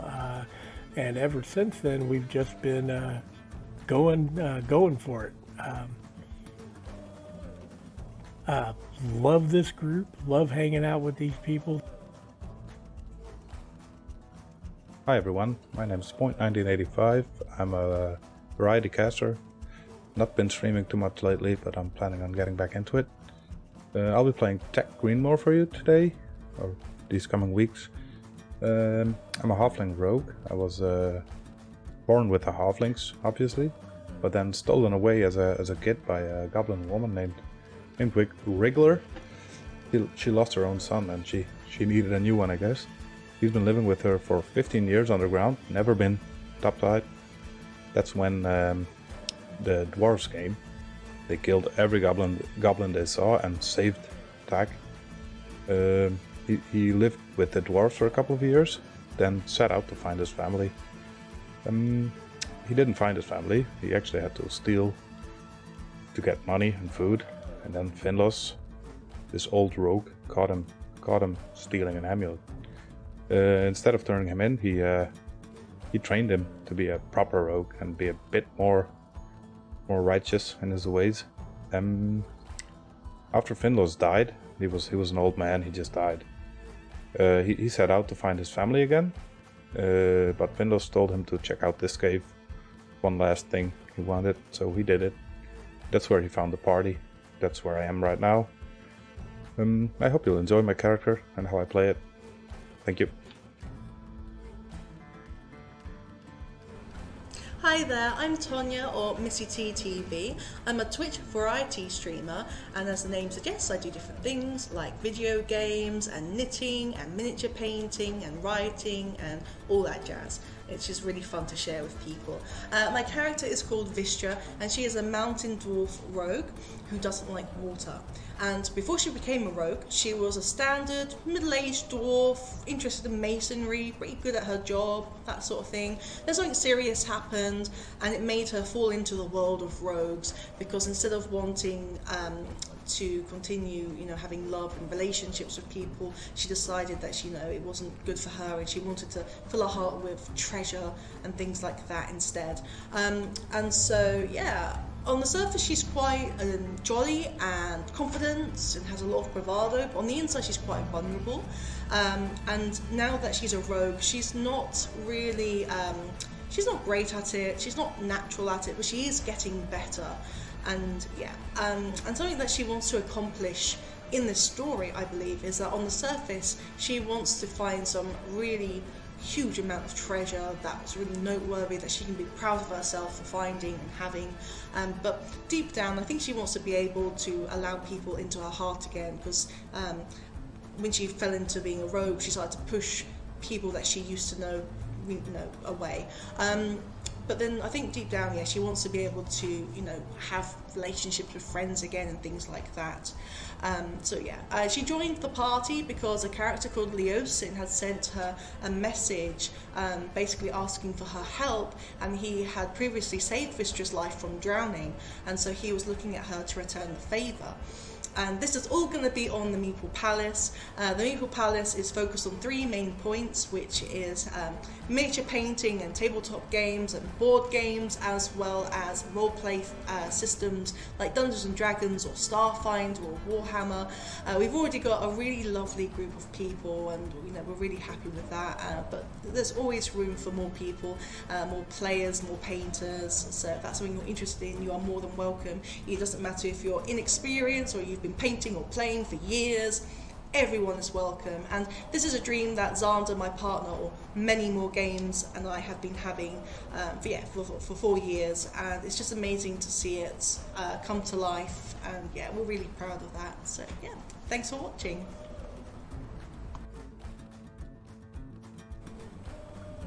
Welcome to Faerun, the realm of swords and sorcery, and the setting for our Dungeons and Dragons campaign. My name is Many More Games, or you can call me Xander. I am the Dungeon Master for this campaign of Horde of the Dragon Queen. I am a relatively new Dungeon Master. I'm also a streamer. I do painting, miniatures, I play Warhammer, I love miniature games, board games, all of that lot. And that's why I wanted to be involved in this campaign, to start this campaign. I am one of the founding members of the Meeple Palace, which is our streaming network. And we are a group of people who just, we love board games, we love miniature games, we love role-playing games, and we just want to be able to share this love for this hobby with you all.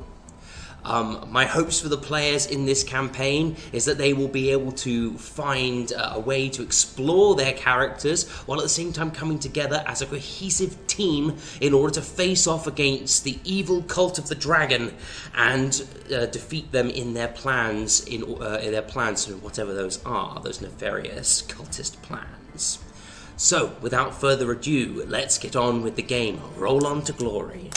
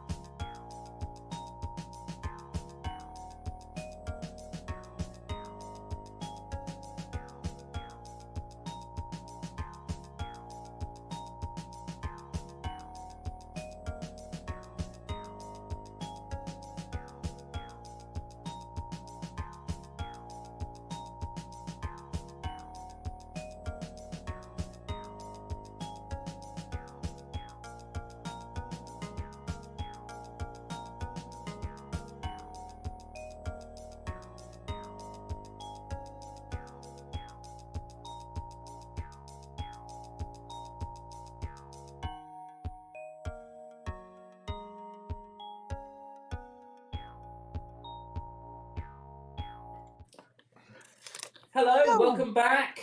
Hello. Welcome. Yay! Right, we're back. So yeah, we're going to get straight on with the tapestry then, as Indeed. always, where we share everybody's awesome work. And up Dun.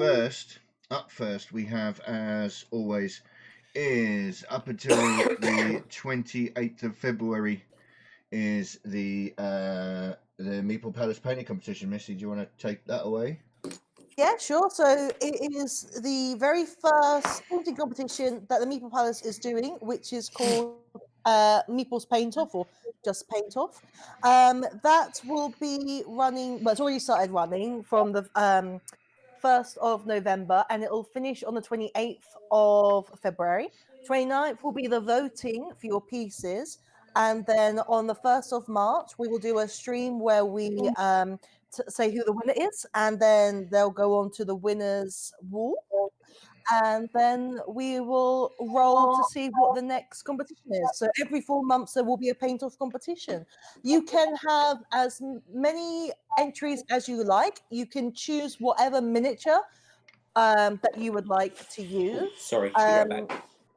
No problem. The only thing we have to really do is the 3 colors and the theme.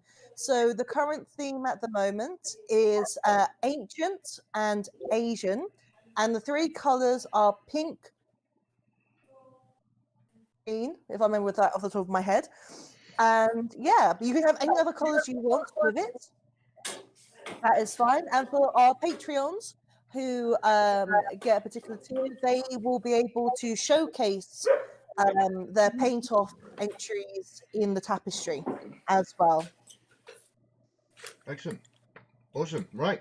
So first off, we're moving into the first submission this week, which is from yours truly. This is it's a 3D printed model. It's the start of my 3D printed Dungeon Master Scream of Doom from Fat Dragon Games. This on this picture you can see I have the first 2 sections, which is the a built-in dice tower, and then next to that there's some shelves where you put your miniatures behind the DM screen, and they're little recessed things as well. So technically, if you're clever, your players can't see what models you've got ready for the session ahead. So no metagaming for them. But Nice. so eventually over time, I'm going to be building up this entire 3D printed DM screen. So and I'll share them here as they progress. So cool. Thank you very much. It really is. Cool. And then moving. That's awesome. Thank you. And moving on to Missy's first guest house cards. Do you want to take it away? Yeah, so I've got I can't quite remember the car. I think it's Shelby of a type 400, maybe Shelby. Anyway, this is going to be my very first Gasland style car, and you can start seeing what I've done to it. Yeah. If you click on the arrow, I've done that. Yeah. Yeah, I love the scorpion kind of look that it's got with that little tail sticking out the back. Yeah. So I still got a lot to add before I can even. That's a think Shelby about painting Cobra it. 400 GT. There we go. Thank you. There you go. Yeah. I know it's on the bottom of the car. I just don't have the car on me right now to look at the bottom. So great. yeah. It's going to be. I don't think this will ever be transported because of the end. Oh, the little tail bit of the little tail bit. Oh, Yeah, scorpion tail, yeah. Yeah, and also what else I'll add, which I'm not gonna spoil, because I'm having really a lot of fun Frankensteining up this car. And Pluto in the chat says Necron car is Yes. Necron bits. I love it. The sort of theme I'm going with this car is kind of like maybe tribal technology, sort of steampunk, and hopefully I can work that in nicely. But yeah, there it is. Dig it. Awesome. Ooh. Okay, so moving on to the second one of yours truly's entries this week. This one is a present I'm going to give to one of my players at my D&D table. It's a transparent dice tower made from a 2 liter bottle. That's awesome. So and once more 3D printed because why not? That's beautiful. Yeah, Thank I you very love that. much. Thank you very much. Isn't it indeed. stunning? Yeah. So that's my I'm just entries this waiting week. on mine, Will. Yeah. Will, can you ship that in pieces? Well, we could. Well, we'll have to have a chat about that. Right. Okay. All right. So moving on, we have for the first time ever, our very own Kellum has posted up on Whoa. the Discord this week. Kellum, we have what is this? A cabin of some description? Yeah, it's I'm working on a couple of projects for one of the games I play, and I build some. This is a medieval sim, and this is just like a little hovel, a little abode for some of the peasants of the realm. Pretty simple house built in Blender. You know, it's inside and out. There's I didn't get all the good pictures up, but if you were to look close, you could see that inside there's actually an old style fireplace with the ability to, you know, like do their cooking and that kind of a thing. But it's just an abode that I've built in Blender to kind of fill a RP sim in a different game. Nice. What was the RP game again? That Second Life or a different It one? is a Second Life, and this was for a Game of Thrones sim, just to create like a little home base for some of the people that were playing peasants within that game. Ooh, clever. Yeah, I I dig it. like it. All right. Wait, how did you share that, Kel? I just took a screenshot right off my Blender, buddy. No, I mean for the people watching, how did you share it? It's in the tapestry Google sheet. I think you posted in there as well. Actually, I sent this picture to Will, and he did Yeah, all the hard work of I getting did. it I in did there the for hard me. work of putting it on the tapestry for him. I don't do Instagram, so I sent it to Will, and Will put it in there for me. Okay. Yeah. It doesn't have to be Insta as well. It could be any online Yeah, it can thing. be It could anyway, be yeah. from Discord as well. You just copy the link. Yep. As long as it's got a URL link, it can be in there. All right. So moving on to the next one of Kellum's projects that he's posted for us to have a look at. This particular one is one that's still in the works. It's kind of like a gladiators arena where guys can come in with swords and have the melee. You know, on the sides, I've built the stands for the people to come in and watch, and then on the left side of what you're seeing on the screen is where like the nobility would sit and give the thumbs up or the thumbs down to whether or not the gladiator that's been defeated should die or not. But this is basically just a little arena that I'm building for that same sim. It's cool. Yeah, I dig it. I want to see this. I want to see what this looks like when you finished it. That's going to look awesome. Right. You know, I haven't got around to the textures on it yet. It's just the basic build as of right now. I mean, you can't see it, but I've also got an entrance underneath the throne or the noble seating where the nice. the champion gladiator would enter the ring. Oh, that's awesome.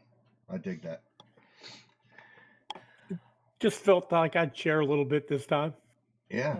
And speaking of sharing some stuff, Nate, you have something on the tapestry this week. Do you want to share us what you have here? Push to talk, Nate. Dang it. Okay. Me and Kel play Second Life together. And I'm building this starship here on screen for a different sim that's a science fiction kind of Star Trek themed sim. And that's basically the outer hull of ship from the front view. You can see on the very front at the bottom, that's where the airlock is at to get inside. And basically the theme was, you know, I was like, I'm going to build a spaceship. I've done a bunch of them before. I was like, I'm going to build a spaceship, but I want it to look like a gun. So Hey, when I first saw this, I totally thought you'd 3D modeled a sci-fi gun. Yeah. Yeah, but no, it that's does look like a badass. It looks like an evil villain's spaceship as well, though. I love the red and the black. Just what I was going for. And then that red stuff represents. That's actually the front. That's actually the front view of the ship. That red stuff represents the front of the engines. I think I posted a picture of the back as well, or if not, I can do it right now. Speaking of which, we have a picture of the back. Oh yeah, there you go. So you can see the blue is where the exhaust comes out.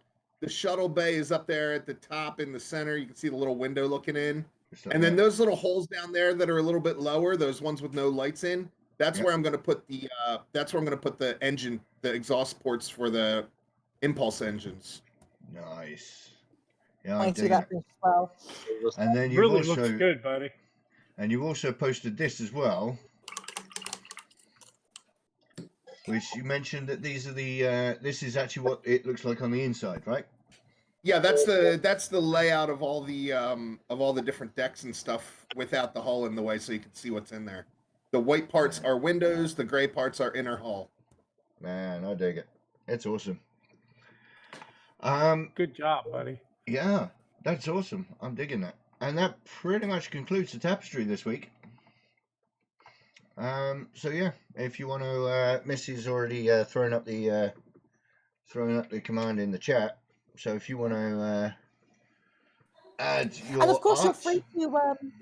Yeah, and obviously you are free to ask for a permit in the stream chat if you want to just share your work in there as well. But this is the tapestry is purely for doing it on the stream as well. So, like, that's totally cool if you want to, have your work promoted and shared. And yeah.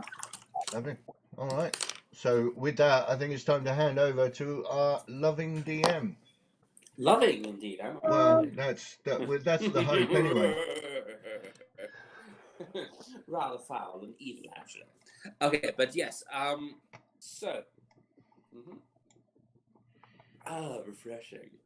As we That wasn't disturbing. So, when we left after the break, we'd actually ended up in El Terrell. Finally, we ended up in El Terrell after being kind of politely thrown out of the halfway house that you were staying in. Nice. And you ended up in sort of arriving in El Terrell and being you ended up having a conversation with one of the ranking members of a special order of Templars. Which is sort of like acts as the captains of the local militia in El Terrell. These are the Light Blades, and you were well, I wouldn't say accosted. You were engaged in conversation by the Light Blade accompanying the guards at the gateway. This was Serena Starbright, and love the D&D names. Gotta love it.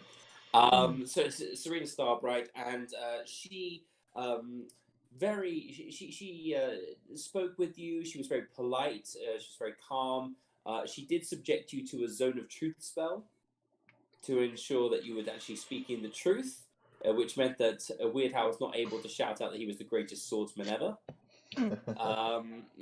But most of you passed the inspection with no issue, and she did speak to you and say, if you wanted work in El Terrell, that she was looking for someone to do a rather sensitive job that was quite urgent. Then you pass through the city. You pass all the way sort of towards where you were able to find out that the pair of black antlers was, and were sort of talking about sandwiches again. And came up with a franchise which actually already existed, the Underdark Way, and you ended up outside the pair of black antlers and had a stilted conversation with a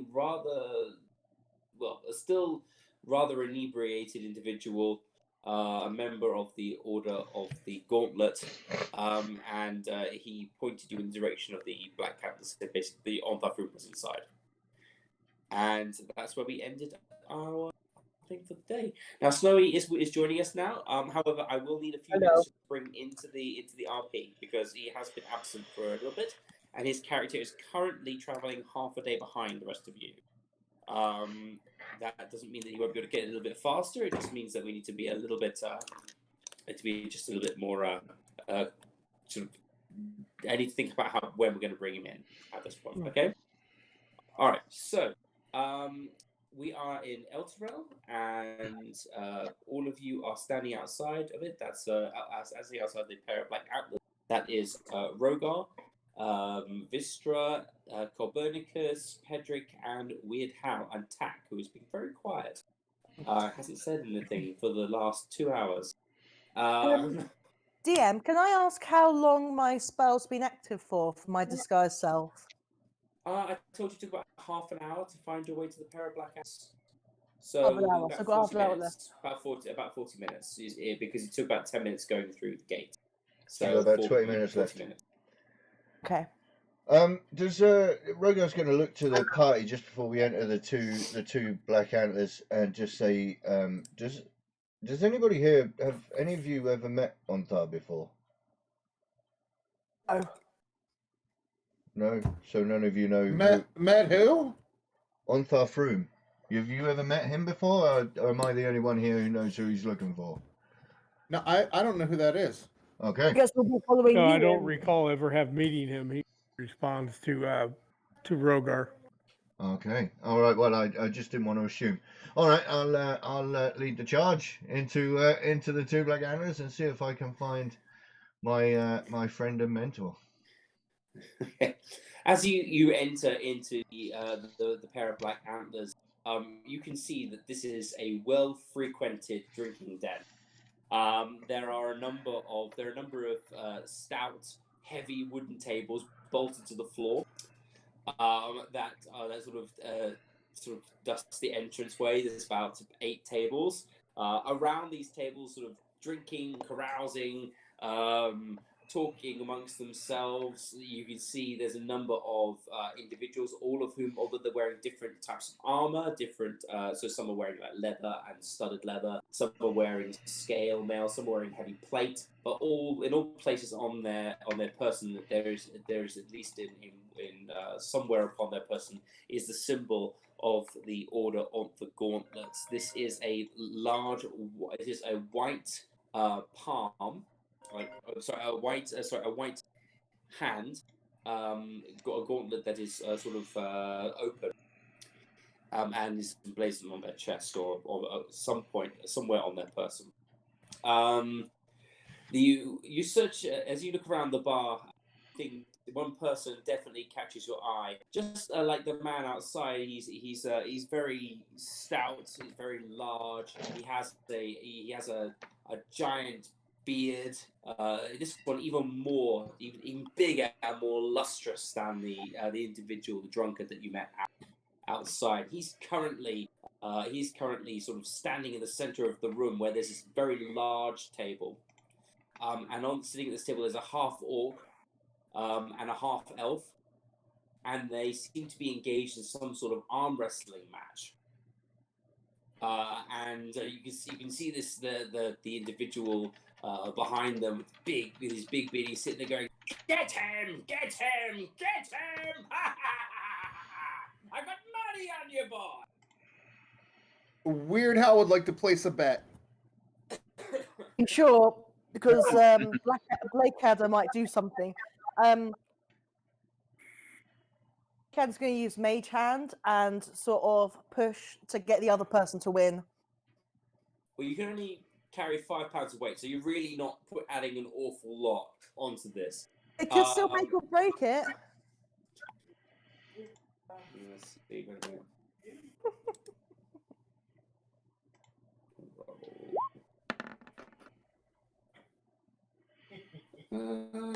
Plus.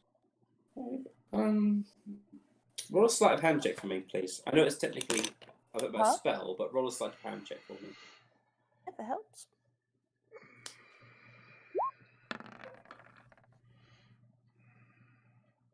Right, yeah, so so nobody notices this. I was rolling an Arcana check for him to see whether he would notice it happening. And you sort of see the You start pushing. You put a little. It's like you're putting one finger on it and really trying to push it down. Which one are you helping? The guy doesn't want to win. Well, he seems to be patting. He's patting the elf on the back. He's patting the elf on the back. Get him! Yeah, I want the half orc to win. The half orc is pushing it down. I'm just going to do a quick. Let's see how it goes. I've got my bonuses here. Okay, and for the other character.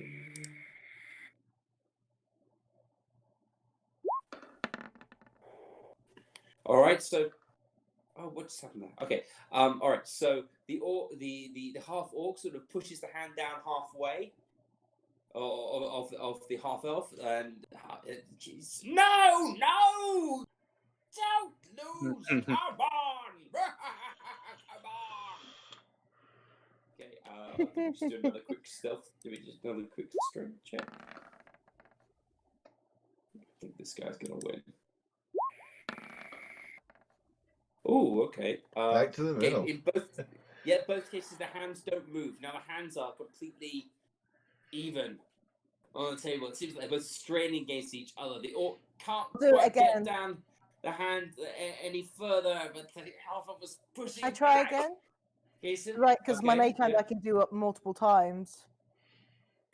Okay. Do you want me to do sleight of hand again? No, it's okay. Let's see if it works. That's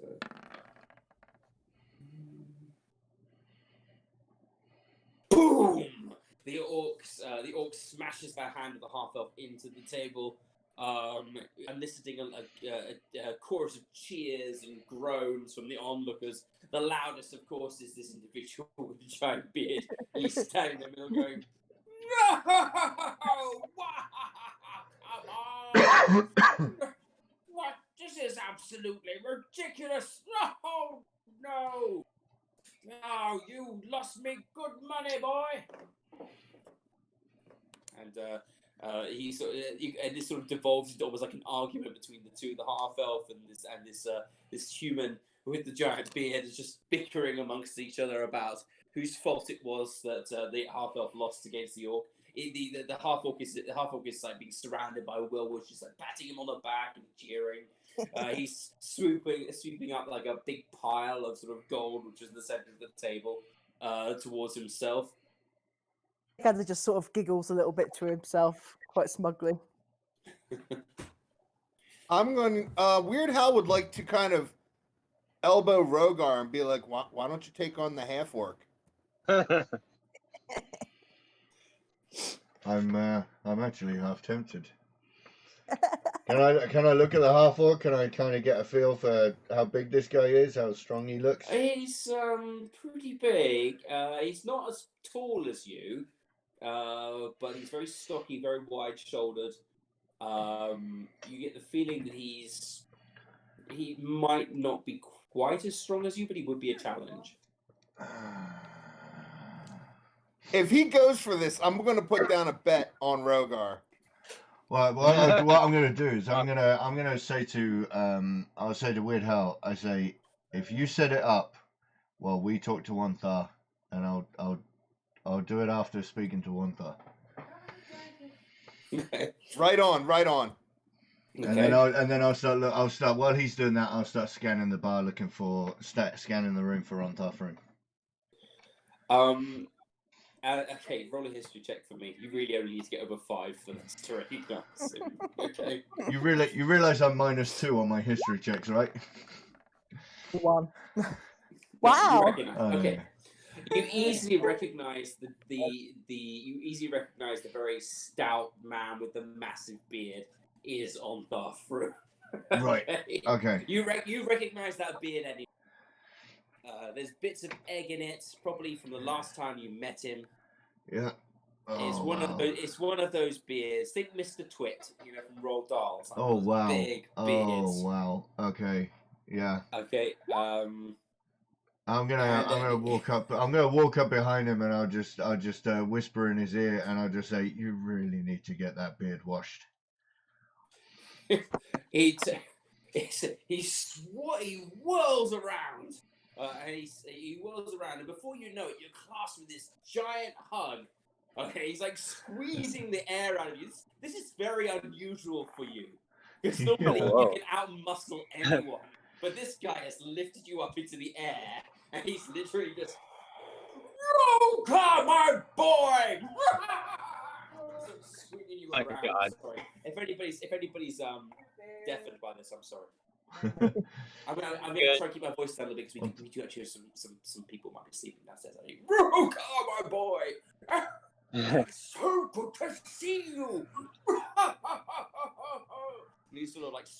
around. Everybody else in the group, you're completely surprised because you've never seen anyone even get close to lifting Rogar off the floor before. It's literally, Rogar's being like whirled around in the air. Put down. He puts you down. He sizes you up, but he clasps you kind of like he's not anywhere near your height. You know, he's like he's about like 5'11" or something. But he's still he's still like really powerfully built, despite the massive beard.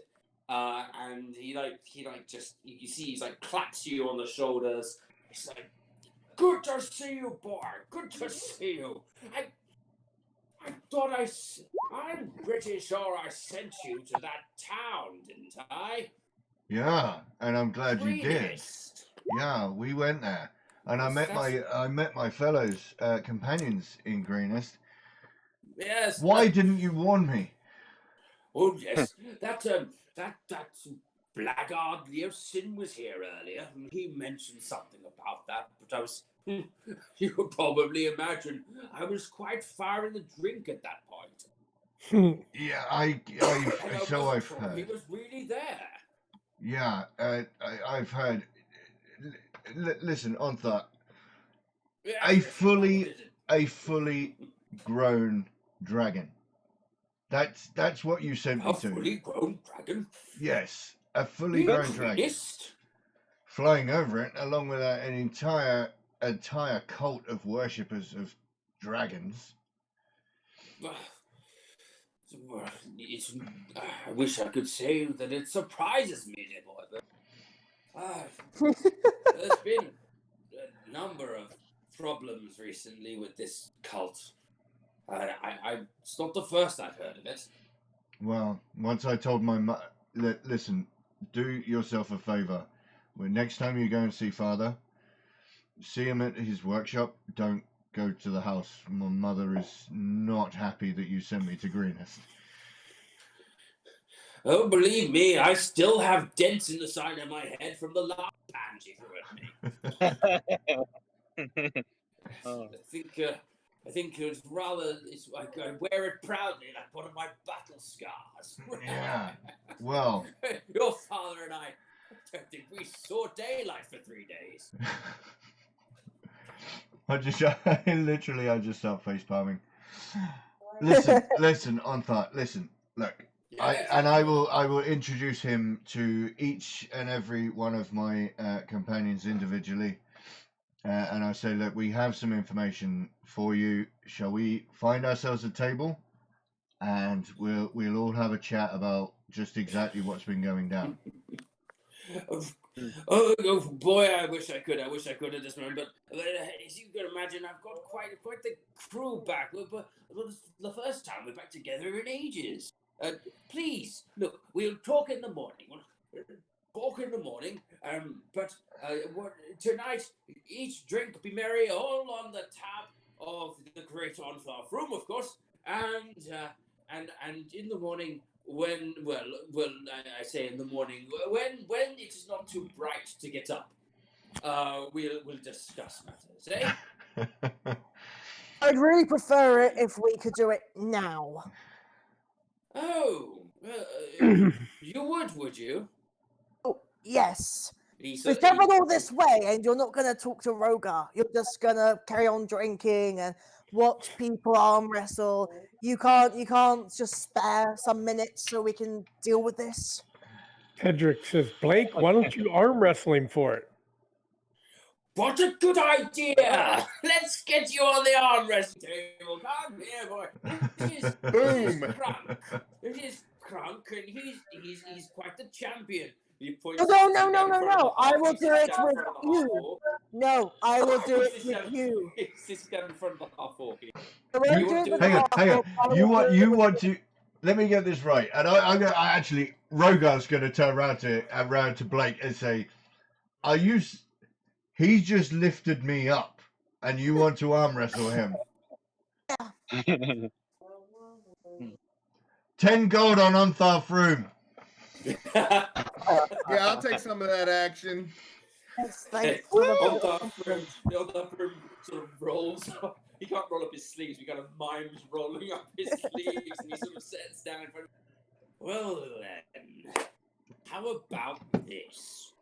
Let's make it interesting. Do you have in mind? I will, if you can beat me, I'll pay you 100 gold pieces up front. How about that? And If I win, you tell me why a wanted criminal is in El Terrell disguised as a half.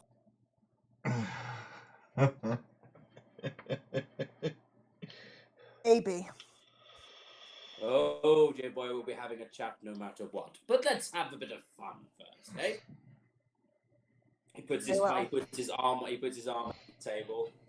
He puts his hand up. He's got his elbow on the table. He's sort of waiting for you. Come on, dear boy. Or should I say, madam? Shut up. All right. So, I still want to. I want to sneakily use my mage hand with this. Okay. He do an well. He's already seen through your disguise. If you want to do an he's going to do an Arcana check.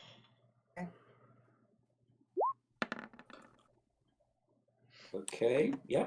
Roll a sleight of hand. Okay. Come on, baby. Come on. 6. You are 6. You are 6. Don't mess me up. Come on. Come on. Nope. He notices it that time. Oh! He's got a +3. So. What? I'm kidding. I'm kidding. I wasn't going to do anything. He looks. He sort of. No, he doesn't see the hand. It's visible. He can't see it. Oh, but he definitely feels as it gets close. He's like, none of that now. Let's have a nice, clean game. Fine. Make it boring. Okay. All So right. how do you want me to do it? So roll a strength check, please. I need to roll his Strength and add check, 5. or do you want me to do athletics? Well, actually, you can roll athletics. Yeah, I need to do it. It's basically strength. It's almost the same thing. So, okay, there you go.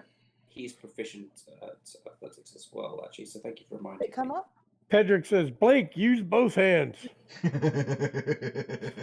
think it showed. Let me click it again.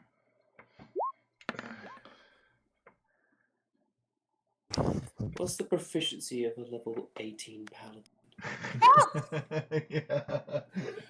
Sorry. He's the leader of an order of paladins. This guy's powerful. Okay. It's like plus level 18 is like +6, isn't it? I'm on the other Yeah, so end. +6. So. I am on the other end of the tabaxi right now in that compass shop. Yeah. You got a 1. Oh damn! But he's got +5 for having maximum strength, and he's got +6, and he's got +6. So you are even though you rolled a natural 1. Do I do it again? Absolutely. So yeah, you guys rolled, and you basically are even. I'll say our test is to meet or beat, and you were playing against him. So I'll see you move his hand a bit. Move it sort of towards the side. All right. Again, you got to beat him twice. So you got 11. He got 13 plus 11. You got 24. So he basically moves your hand right back. He's like, just kidding. He's toying with you. And we have to do it one more time because he wants to get your hand on the ground. So he's good with that.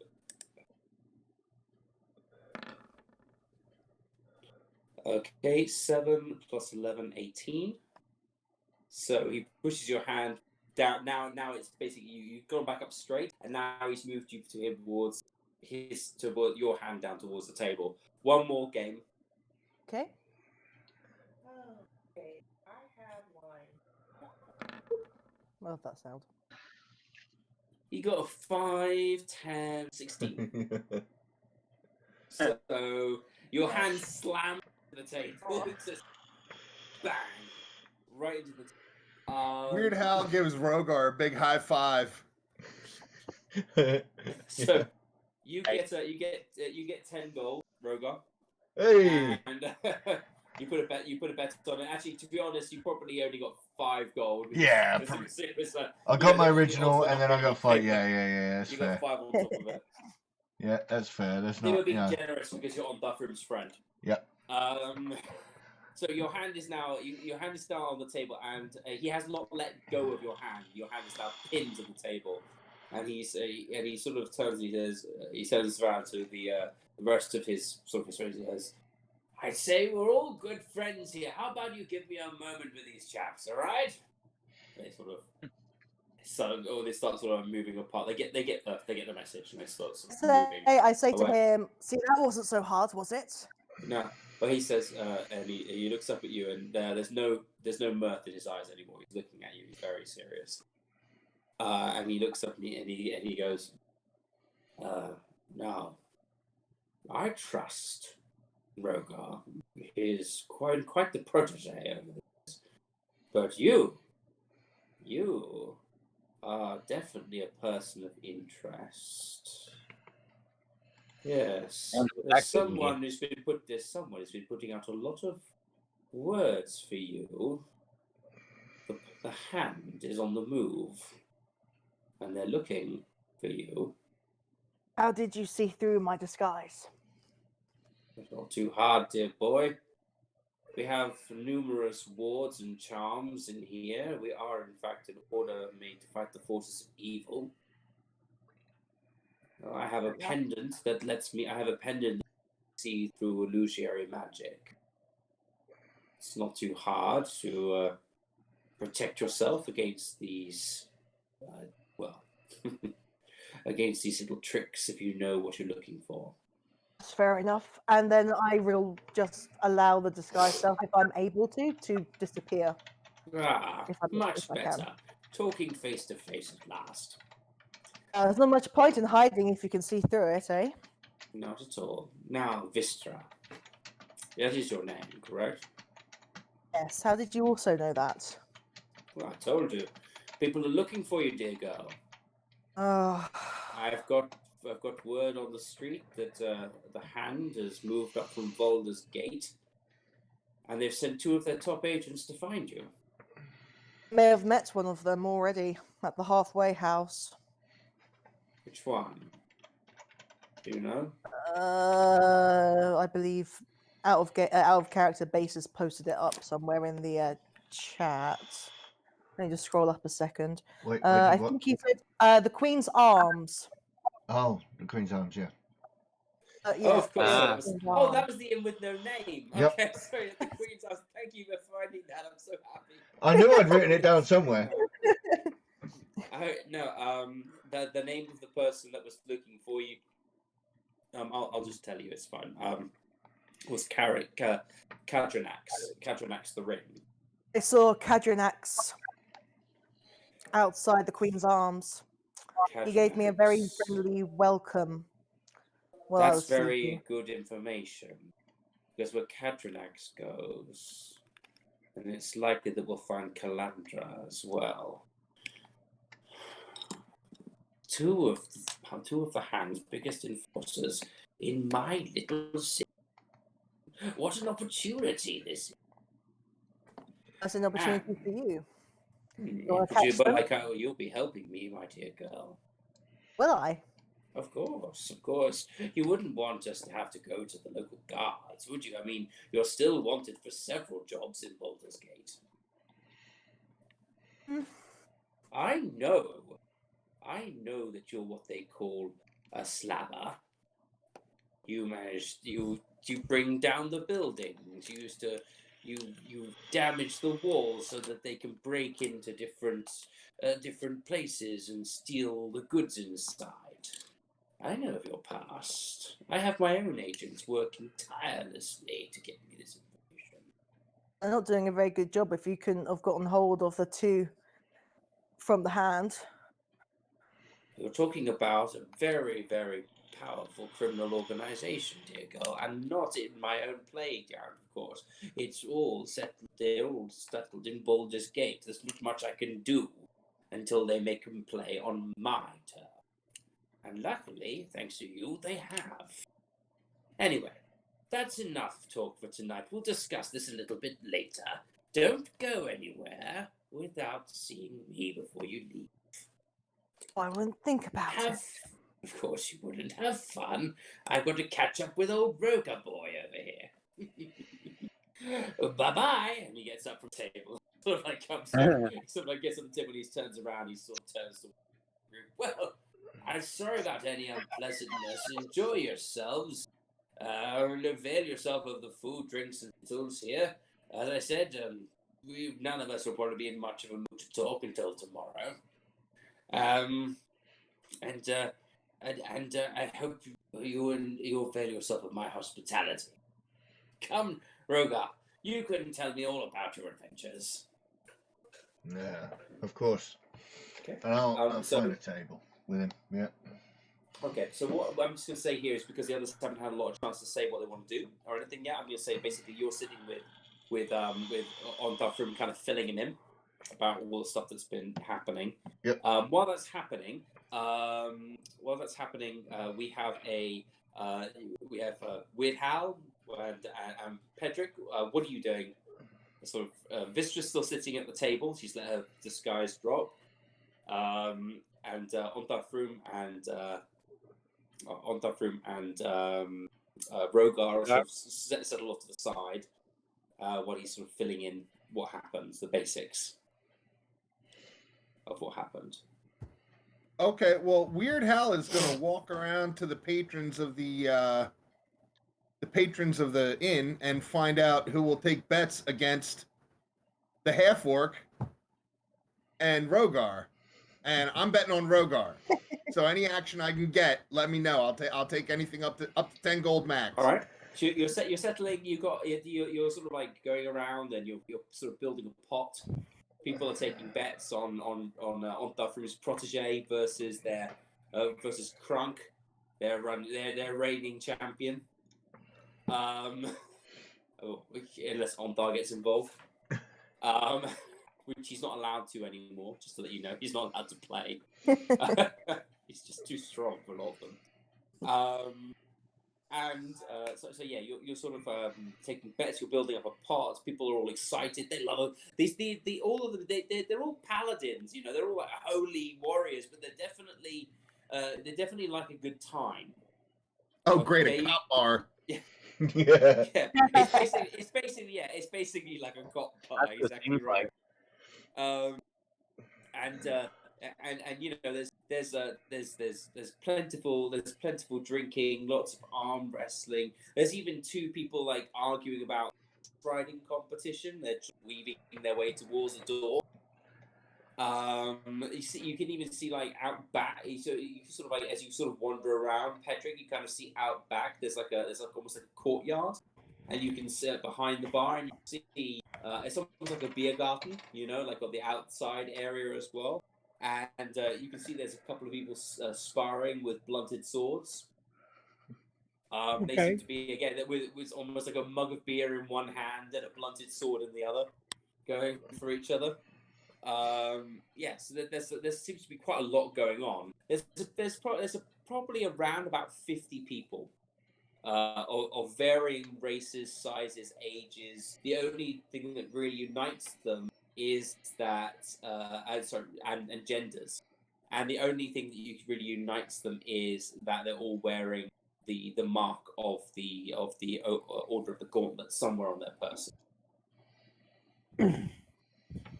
Pedrick just kind of hangs back and watches everything that's going on.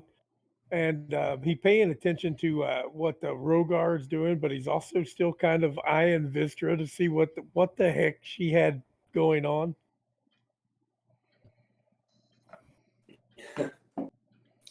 Okay, so as this is all going on, you sort of hear a sort of a scuffling.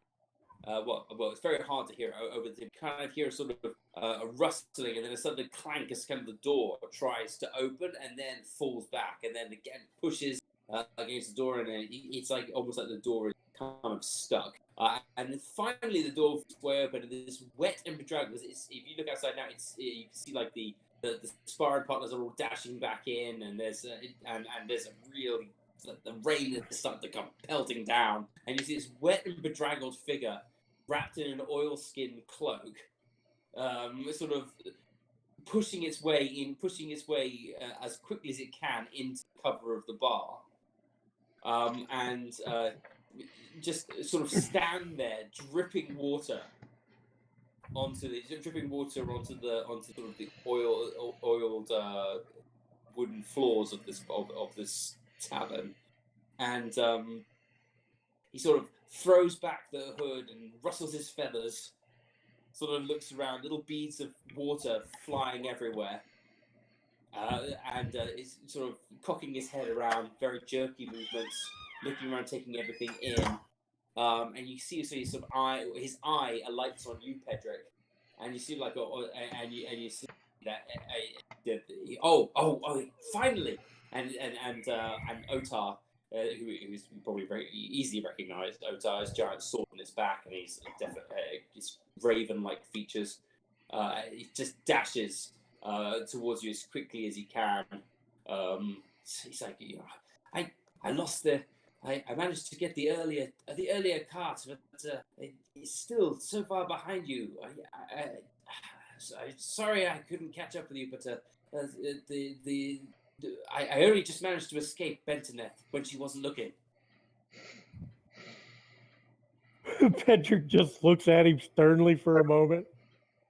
Then he says, Otar, my friend, come here. And he puts his arm around him. He says, come dry your feathers and get some beer and warm yourself by the fire, you silly bird. Oh, all right. Is this me officially coming back? I'm just saying. Yep. Yep, you've taken it now. I'm handing it over to you. Awesome. Okay. So that Otar kind of looks at Pedrick for a minute, gives him a small smile, and says, "Most welcome, my friend. Especially if it's shared with. Where is everyone else, by the way?" Pedrick just chuckles and says, look around the bar. You will find one or more of our companions engaged in multiple things that they probably shouldn't be in. Then he points over to Vistra. Vistra thought she could arm wrestle that big guy there, so I'm still kind of watching this and hoping for a rematch. Yeah. As you sort of look over to where Rogar and Onthor are sitting, you see them stop talking now, and they kind of almost have like a head-butting competition. Just like the two of them, just like, come on, put your horns into it, boy! Smack! And they're just like, there's a very large steaming tankard of something in front of Rogar. It's already half gone. And this is like, and Rogar is like, it looks like it's kind of weird because it looks like Rogar is finally letting loose for the first time in a while. Little Copernicus is still like around him. He's still hiding. Rogar looks up. Rogar looks at see Pedrick looking at him. He points to the steaming mug. He goes, "They've got the good magma ale in here." And then headbutts on Thor again. Let's go. Put your back into it, boy. Otar is just watching this with like a grin on his beak, and it's just like, good to see he's feeling better. Pedrick just laughs and says, get yourself something to drink. This is going to be an entertaining evening. Then he yells, 10 gold on Rogar. 15. DM. Yes. Is it okay? Could I roll a 1d10 to see how much pool I could get going out of the 10 gold that I was willing to put up? Go on then. Otar's in 15. He wants to bet 15. Okay.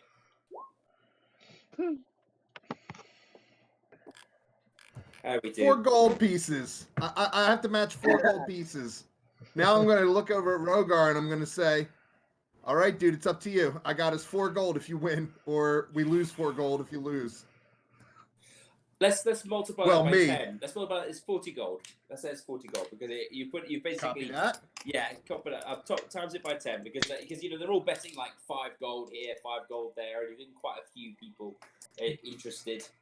Like, I think Otar bet 15.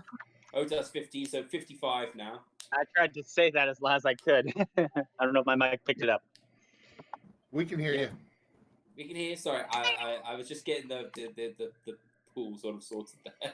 All right, so adding the 15 on top of that, so it's 55 in the pool at the moment. Rogar, if you lose this, man, we're all going broke. Pedrick walks over and takes Rogar's hand and makes a production kind of halfway jokingly blessing his hand. Says, and then he whispers, "Don't you lose my 10 gold." And then he Okay, so Yeah. at this time, Weird Hal will do the whole, ladies and gentlemen, let's get ready to rumble and all that stuff, and set up the table and say the names of the two combatants. Okay, and then hopefully it'll happen. Arm wrestling or headbutting? Arm wrestling. No, yeah, it's an arm wrestle against the half orc for sure. All right. Okay, so it's an athletics check. Lovely. Okay, it's athletics. Rogar versus on. Rogar. Rogar sits at the table. He's eyeing this guy up, just giving a good good stretch. Giving a good stretch, clicking all of his joints, really loosening it up. Ondog gives like this big belch, and he just sort of like, better out than in. And he like stretches out his hand. Come on, beat the old man for once. All right. So I'll sit there and I'll put my arm up and I'll wait for the half orc to get a hold of it. Okay. Are you going against the half orc, not Onthar? Yeah, not Onthar. He was betting against the half orc. Plus, you said you couldn't join again.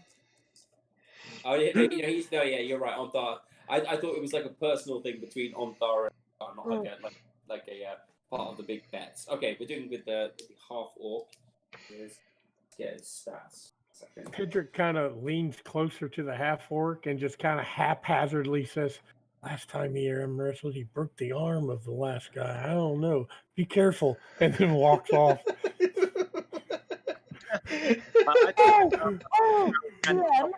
Yeah.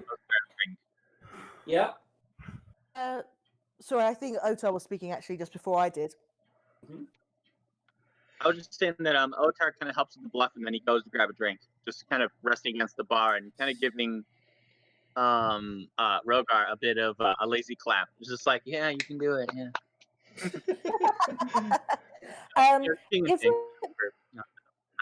Go ahead.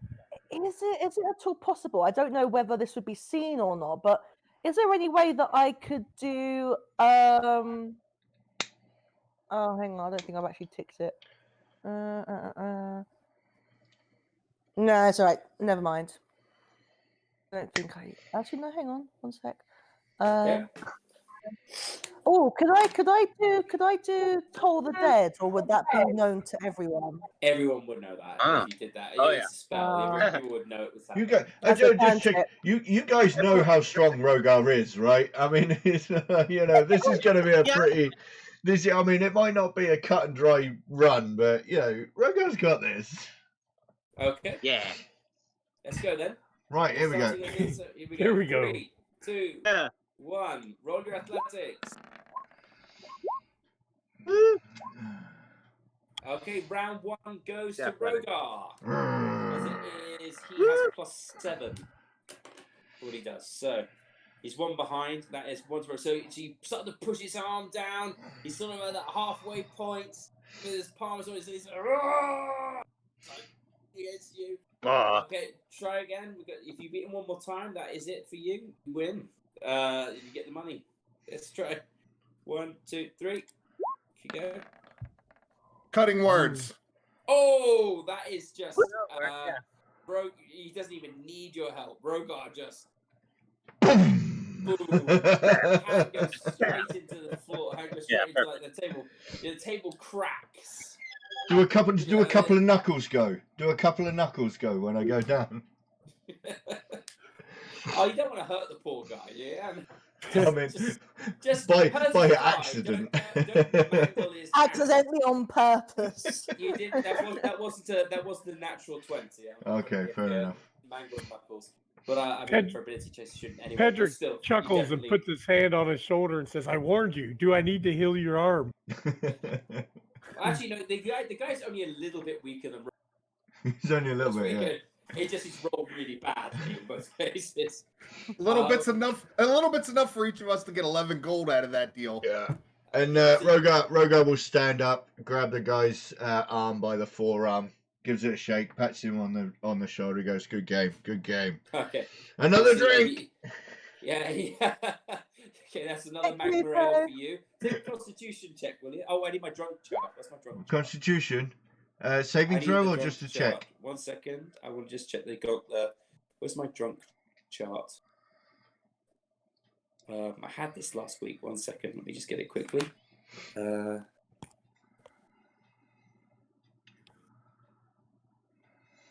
DBD. No, D&D.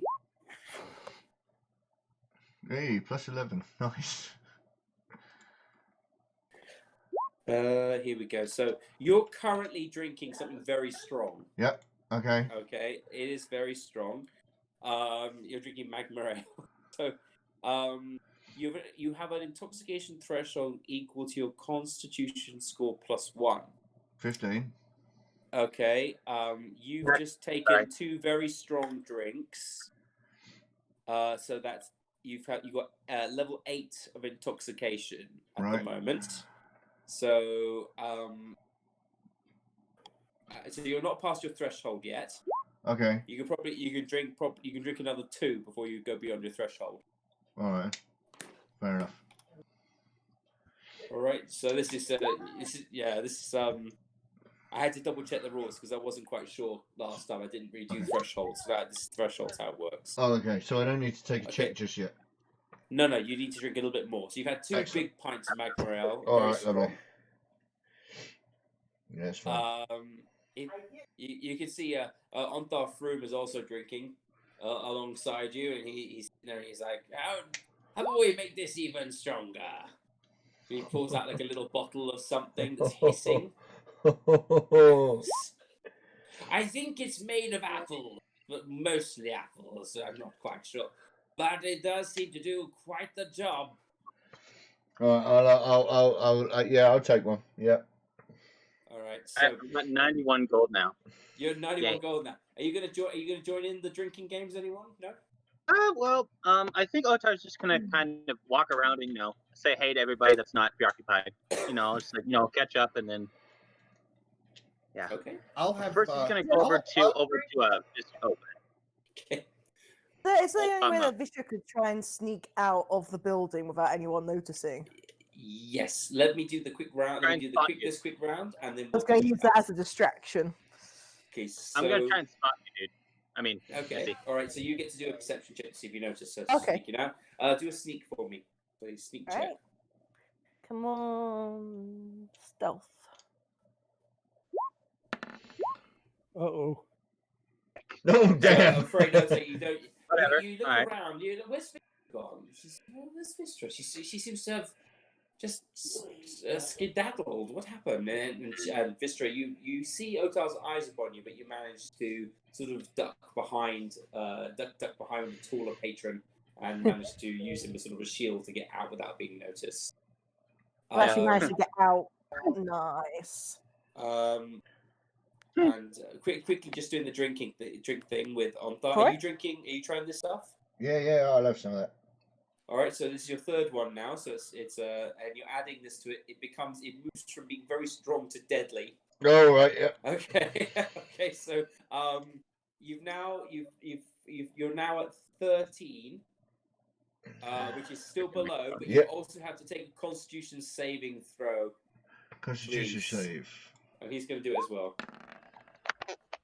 Oh, not so good. Yeah. He has passes, but barely. You fail. Yeah. So you get knocked unconscious. Oh, damn. For 1d6 times 10 minutes. Oh, okay. So you're knocked out for 10 minutes. Oh, right, basically, all right. So slumped to the table for 10 minutes, just like burbling and gurgling to yourself. Weird how sees Rogar kind of lay his head down on the table and decides it must be party time. He's gonna pull out his fife and just start doodly doo playing a little tune while he's drinking his drink. Okay, all right. Do a performance check for me. All right. I want to see. I'll how wait for the it's- performance Come check. on, Schwartz. Come on, Schwartz. Come on, Schwartz. Hey. Nice. Oh my god! Yeah, you basically you start. And then the whole bar is like, Big. and Yeah. they're all like clear chat. You know, they're all drunk and these are like clear chat, clapping along with you, and having a great time. And you before you know it, you got the whole bar like singing along with you, and you're like singing out the, and they're singing back to you. You know, it's almost like your Queen. You know, like your Freddie Mercury or something like that, or like singing back towards you. You've got the whole bar up in arms. Nice. Okay, so how long do you want to perform for them? Just so I know. Just just gonna play a few tunes and enjoy my drink. Still bedtime. I'm just kind of fooling around. I'm not really trying to. I'm glad everybody's impressed, but I'm not really trying to like have a concert. Sorry, I see. Yeah. So yes, you start playing. You really get everybody riled up, and then you stop playing. Just like you stop playing, take another sip of your drink. They're like, "Oh, come on, yeah, one more time, encore." And you know the whole bar is up in arms now. You've really got them riled up. They're expecting entertainment. As you do that, it's like Otar like sidles over to you. He's saying, you know, yeah, excuse me, have you seen a young dwarf? Have you seen a young dwarf woman around here? She's an acquaintance of mine. Sorry, I just wondered. I was just waiting for a chance to jump in. I didn't want to interrupt his performance. Sorry, okay, sort of came at the same time. Sorry. Okay, but it's fine. You've got you say you speak. You've got Weird Hal now. You're talking to. I asked. Are you asking me? Yeah, I'm asking you, dude. Yeah, I'm asking you. If I've seen Vistra? Like, if you've seen a young dwarf woman around here, she's an acquaintance of mine. I mean, I've seen young dwarf women around. One walks past and winks at you. Kind of a weird. That's like, look at the waitress. There she goes right now. She wasn't a waitress. She was a paladin with a giant mace on her back. She basically just walked past you and gave you a wink, and just walked past you. Oh wait, what? You caught the attention of a brawny young paladin maiden. I was paying no attention. I'm sorry, miss. I thought you were a waitress.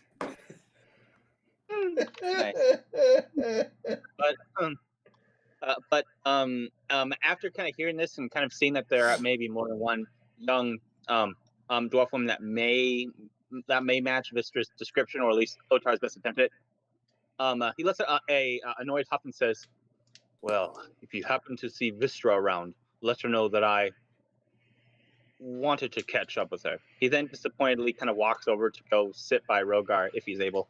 Actually, he's gonna go by Pedro. Wait a second. I know her. Why didn't you say that before? Oh, Otar turns around, face and says, "Well," he kind of concentrates and thinks of how to word it. Like, the little time I have, she likes to shadows type, whereas I'm more kind of front confrontational of sorts. I'd rather deal with my problems face to face, while she helps around the flank. He gives a cheeky smile before kind of walking back to back over to Weird Hal, like, just within conversation distance, weapons reach.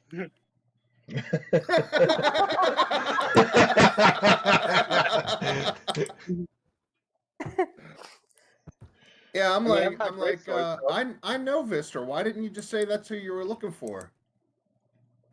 And then Weird Hal's gonna go, I just saw her a minute ago, right over there, and he's gonna point over to the table where she was, but she's not there. Oh, yeah. Otar looks over to where he pointed, and then he says, "Oh, well, I wanted to ask her something personal. He then folds his like kind of bird-like arms and just kind of gives a bit of a growl, and he says, "Means may or may not have left me behind after I had a rather interesting night at a tavern."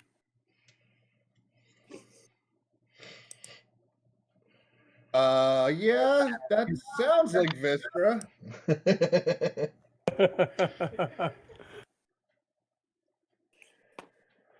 This bird samurai just stand at you, looking not really happy.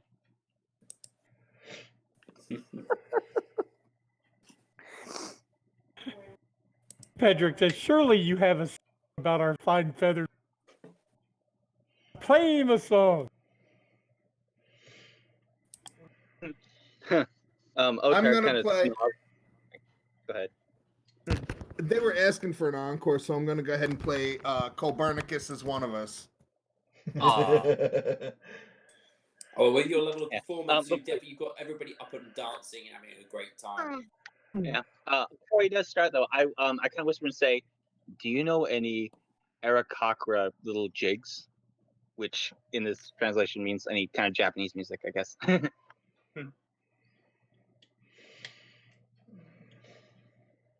Do you? Of course. How could I not? How could I not know that? Oh, this should be good. And then Weird Al will just make something up.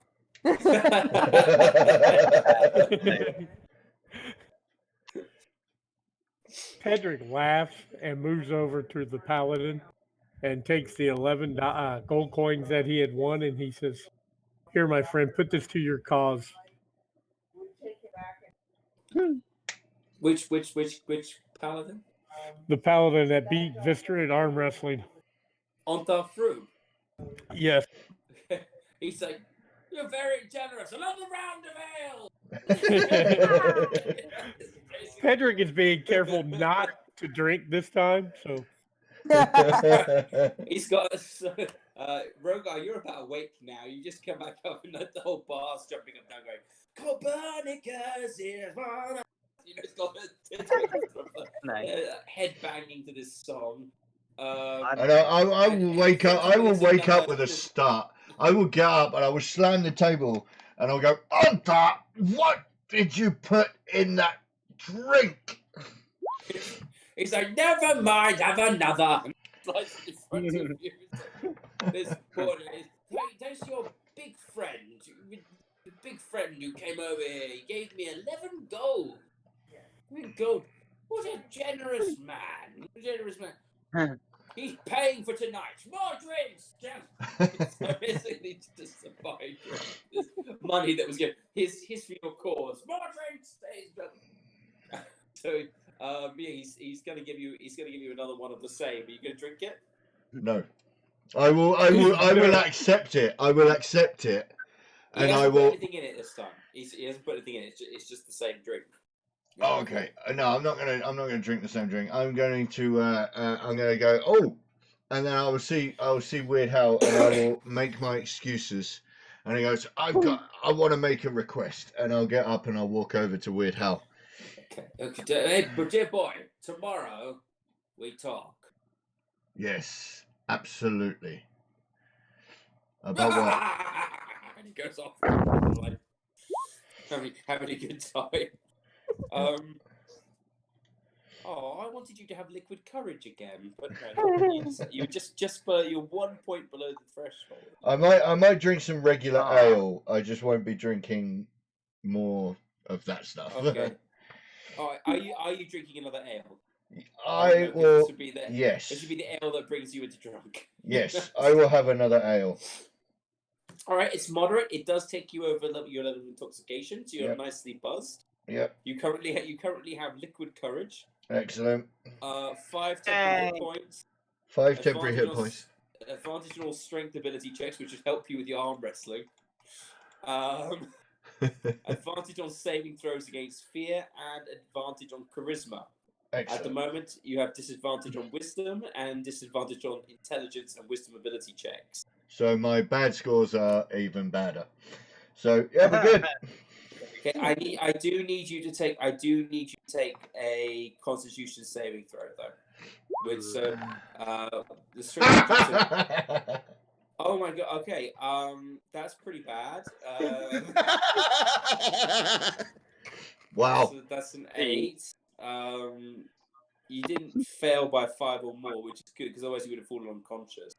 Again. But you did fail, which means that you gained a level of exhaustion. Oh, right, fair enough. Mm. That's Yeah. fine. You sit there going, I'm having such a good time. I'll sleep it off. I'll sleep it off. I'll be fine. Yeah. Is there a on this sheet? Is there a exhaustion tracker? You can add one, I believe. If you go to, let me look at mine. I think there's a way of doing it. Yeah. Yeah, I think I've added mine. Yeah, I've got exhaustion. So you go to the cog next to spells. Yeah. And then where was it that I added? It's somewhere in there, if I remember correctly. Oh, there it is. At the bottom of general options, where it says show exhaustion tracking, turn it on. So it's in the column with NPC right at the top. NPC roll queries, whisper rolls. It's right at the bottom, above the character answer. Got it. Right, lovely. Okay. Where's So I just want to let you guys know something, just real quick, okay? Yeah. Just a little heads up. I typed it in the thingy, but like I'll just say out loud. While I went out shopping with my family, my younger brother went and bought one of those little amiibo thingies, and like he's really excited to do it. So when he comes to get me, I may be gone for an hour, but I'll come back. Is that okay with you guys? Well, we'll be finishing up in probably about 20 minutes or so, just so you know, because we only played about 2 Okay. I just want to make sure. Yeah. We normally finish by about between 2 and 2:30, so probably about 20 minutes. So we're finishing. Yeah. Yeah. It's almost 8 a.m. over here. Okay. All right. So everybody's having a really good time. Pedrick, I think, is probably you're just drinking normal ales, so you're probably okay for the moment, unless you drink like 12. No, Pedrick's taking it easy. He's trying to stay sober and pay attention to their surroundings this time. Yeah, this is PG-13. Yeah, where alcohol's allowed, right? Just doing like the last really two bad games stuff. the last 2 games we played have been basically inebriation games. Yeah. Say though, like that, Otar is sitting next to Pedrick, just holding like an empty mug in like his birdie fingers, just sitting by him. You can have a fruit juice or something. He'll probably make something for you if you wanted, like a fruit juice or a cocktail of some kind. Or sake, or maybe some style ground up grubs into a coffee or something. I will say, I don't know if that was in character or not, but I will say that Otar looks at Pedrick like at the thought, and he just gives him like a little snarly like lip. If he had lips, he'd give him like a little snarl. Says, "Do they serve sake here?" Pedrick says, "What?" Otar tries to think of a way to describe then sake. he tries to pronounce it back. Like socks? Are you like socks in E? Saki now. PG-13. PG-13. Oh yeah. Otar just asked, then like, just give me something that'll give me a little bit of the edge off, if you will. Rogar shouts up, "Magma rail for him!" Behind the bar, there's a very put out. There's a very, very put out looking tiefling working behind the bar. So a half sort of a demon spawn surrounded by 1,000 paladins. He's probably not feeling particularly happy at any point, Certainly these guys have just adopted his bar as their own. We're here to make sure you're not up to anything, They're just like squatted in his bar. But yeah, so he says, I don't. He says, if you're anything like, he says, let me see how. Well, if you're anything on $, I have some more esoteric things that I could offer you. How about I've got some elderberry wine, take elderberry wine, please. Some rice wine. I have Otar kind of lifts his hand and says, "I'll take the elderberry, please." elderberry. Good, very good, very good. Elderberry. Would you like some dock leaf juice as a chaser for that? Otar thinks for a minute and says, "No, I'd like it straight. Arigato." Okay.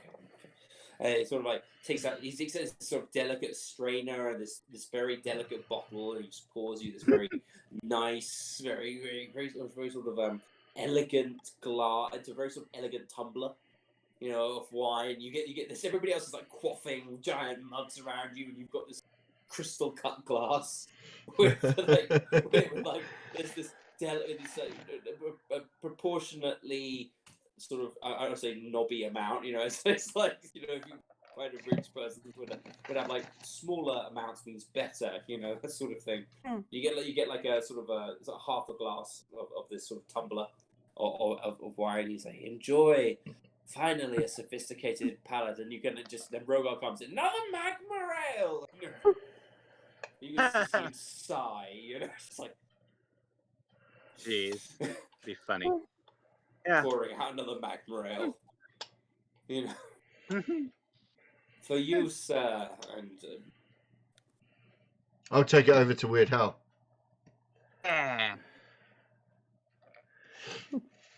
Weird Hal. Yeah.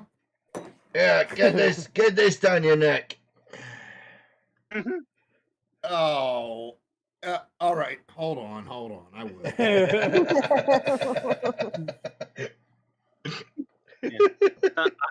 I will say, like when Rogar shouted, Otar is now kind of floofed up in surprise, like. Yeah, it's a big puffy bird, just like. Just floof. So Weird Hal chugs the drink, and he rolls what he rolled there. Okay, you're okay. It is a very hot drink. You're not quite expecting it to be very warm or very very hot. Actually, it's almost like chugging. It's like chugging hot coffee. It's like really, it's got a heat to it. It's sort of like you chugging it, and it's got a kick to it as well. But you find yourself sort of becoming accustomed to it, but it's definitely different. You're normally expecting a nice cold drink, but you're getting this really roasting hot drink instead, which is a bit like it's hot. It's like like sort of cinnamon red hot sort of thing, like cinnamon whiskey sort of stuff. You're sort of like getting that sort of really sort of like weird burny flavor as well while you're drinking it.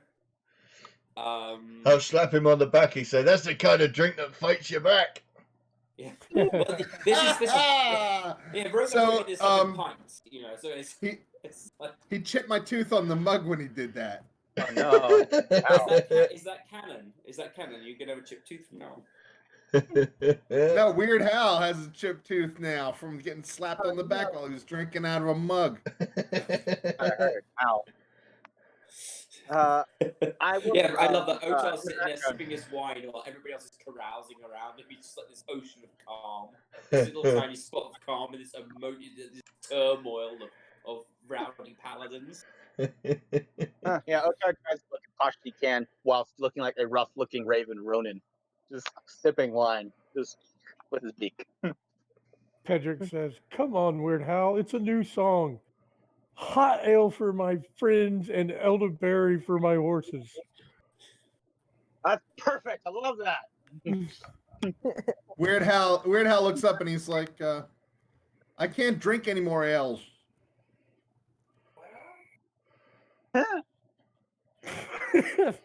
Okay, Hal, don't drink any more ale. All right. Rogar, what did you do to my tooth? It's a battle scar. The ladies will love it. Yeah, but now I sound like an idiot. At this, You look Otar kind of over looks at at it to like you look expose over at the the dark dwarf paladin woman. Sorry. Yeah. Was Sorry. that it? Pedrick walks up to I Weird was- Hal and Sorry, go ahead. I didn't hear you the talking. delay. That's all right. Yeah, I was just saying, Otar, like, as he hearing like the Bowscar thing, he kind of lifts up his hood to show like the scar across like the left side of his beak, and then kind of lowers his hood back again to go back to sipping. I was gonna say. Okay, cool. Basically, as you say that, Weird Al, you turn around and go, "I'm so stupid now." Whistling tone. You got your tip to sort of turn around and go like this, and you see the same dwarf paladin who gave you the wink earlier, and she sort of smiles, and you know like that stereotypical it's a sort of stereotypical Canadian idea of this Canadian smile. You know, it's like up to the hockey player is smile, but you're missing a big gap in the teeth.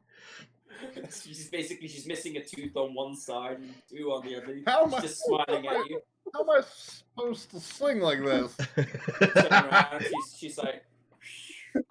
I'm gonna I'll put my arm on Weird Hal's shoulder, and I'll point to her and I say, "Look, am I the best wingman or what?" and then I'll go and ask if I can have a bed. Who are you asking? Good Not that I'm asking the bartender if I could.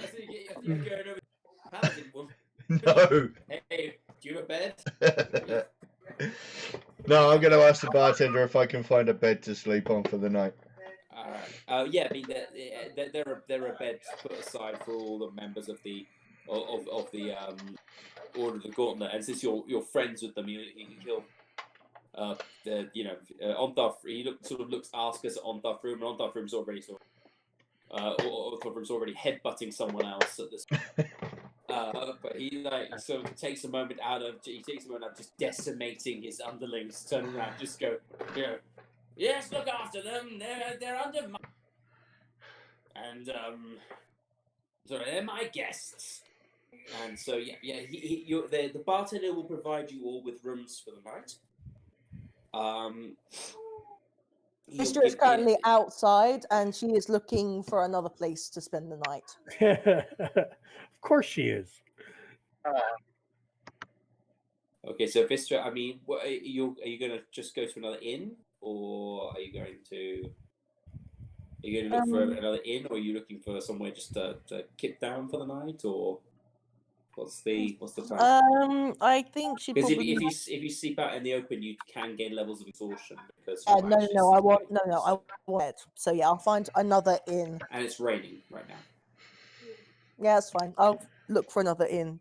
I know El Terrell, kind of. So, do I roll a history check to see if I find an inn quite quickly? Well, you're down by the docks. There's a number of inns pretty close together because the boats when the river barge when they come in, there's places for all the sailors. And keep my cloak up and everything so that my face is hidden. Well, you basically you walk not too far away and you come to a bar which is called the Rising Sun. Okay, and as you go into the bar, it's far more subdued. Far more subdued. Very very calm atmosphere. There's an elderly gnome working behind. She sort of looks up and goes, "Hello, dearie. You're looking for a room for the night?" Yes, please. That'd be lovely. Not a problem. Just yourself? It's just me. Would you want? We have several rooms that are designed for our dwarvish guests. Would you prefer a dwarvish room? Absolutely. I've missed that a lot. Yes, that'd be fantastic. Of course. That would be 3 silver for the night, dear, and breakfast is included. I do expect all of the people who stay with me to be. We are a religious and pious house here, so I do expect that you refrain from bringing back any gentlemen. However, you are very welcome to join us in the morning, or if you're staying later, we have a number of activities that you might be interested in taking part in. We have a cribbage tournament. We have a local knitting circle. There's a very stirring game of bridge most evenings. A scary game of bridge. Well, the cards have scary pictures.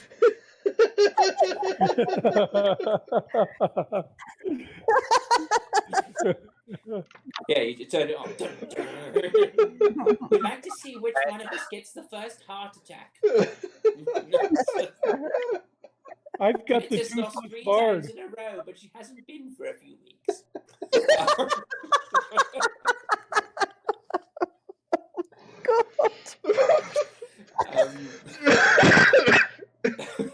Might be the first time a DM has broken the players rather than the other way around.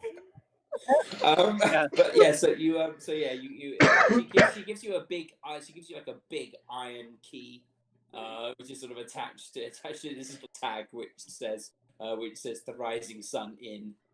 And Say to her, I keep it in. I'll keep those activities in mind. Thank you. And I'll just go to my room. Of course. And if you do happen to walk past room 13 and you hear anything, Greta, do let me know. I'm a bit afraid to go up there, to be honest. I will. When I go upstairs, I'm gonna lock. I'm gonna knock on 13. Okay. There is no sound inside the room. It's completely quiet. I will try and open the door. As you do, a kind of musty smell comes out of the room. I will go in. You see, oh god, why do you have to go in? This is me. You're talking to me. There is a little old Toothless bard. Toothless bard. Yes, so she comes up behind me. You're such a good boy, Greta. Such a good boy. Got the skeleton with the grey wig on it. Sitting there. No, there's a little old lady there, and she's sort of snoozing in her chair. She just sits in there snoozing in her chair. She's got a cat on her lap. She's sort of like idly stroking it back and forth, even asleep. I want the sleight of hand to see if I can steal anything. Yeah, you find a raunchy erotic novel. Nice. Keep it professional. The gift that keeps on giving. Fine. You find a romantic novel. You find a romantic binding. You find a set of.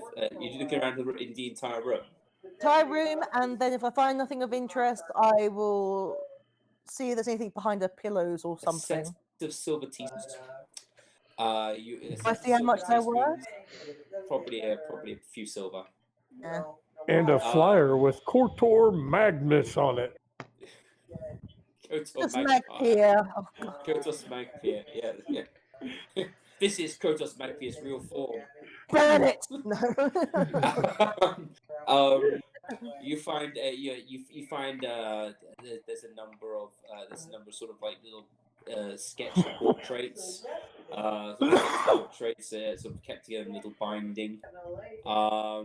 There's a number of dresses and common clothes. There's a cat along with a cat bowl and some cat food in the room, and also is there's like a little bag with wool and knitting in it. It's just a little old lady's room, really. No money? Stereotypical. You find a little purse with 3 or 4 copper in it. Take it. Oh god! She's ruthless. You rob 4 copper from a little old lady who's sleeping with her cat by the fire. Okay. 4 copper, lovely. And Okay, then I'm still going to introduce a karma bar into my game. I think. Yeah. Well, definitely. You become more and more devilish looking or something. I'm thinking more like divine intervention, like to try and smite you, stealing little coppers from little old ladies. A dragon appears and polymorphs to look just like you. Bar, and he's just like, I feel my viscera senses tingling. She's doing something she shouldn't.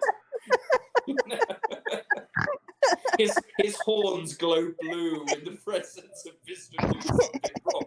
I sense a disturbance in the force. Yeah, and then what I'll do is when I leave the room, I am going no, before I leave the room, I will open the window a little bit as quietly as I can to make it look like someone's come in through the window to take her money. And then I will close the door behind me and then go to my room. Okay. You are 4 copper richer. Actually, I might take the silver spoons actually as well. You're 4 copper richer and you're a set of silver spoons. Maybe I'll get in the set. There's 8 spoons in the set. I'll take that. And they're emblazoned with different religious symbols. Silver spoons with different. You keep paying off all the gods, you will get smited before the end of this 10-day. It's like all of a sudden, sure. holy smite! Bang! You said it was worth what? Two silver pieces? So yeah, a couple of silver pieces. Two silver pieces. Inventory. Okay. Oh my god. Just wow. Well, we just robbed a little old lady. Makes the game. I know. Wow. I don't wear my silent boots so no one can hear me. Okay, are you going onto your room now, or are you going to loot the entire place? I've opened the window, and I've closed the door quietly behind myself, and I've gone to my own room. It's like, hang on, isn't this like Skyrim? She forgot the wooden plate. Yeah, and the cheese on the table. The cheese wheel.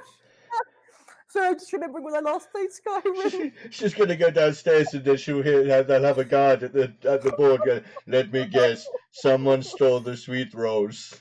She put a cat into her inventory square.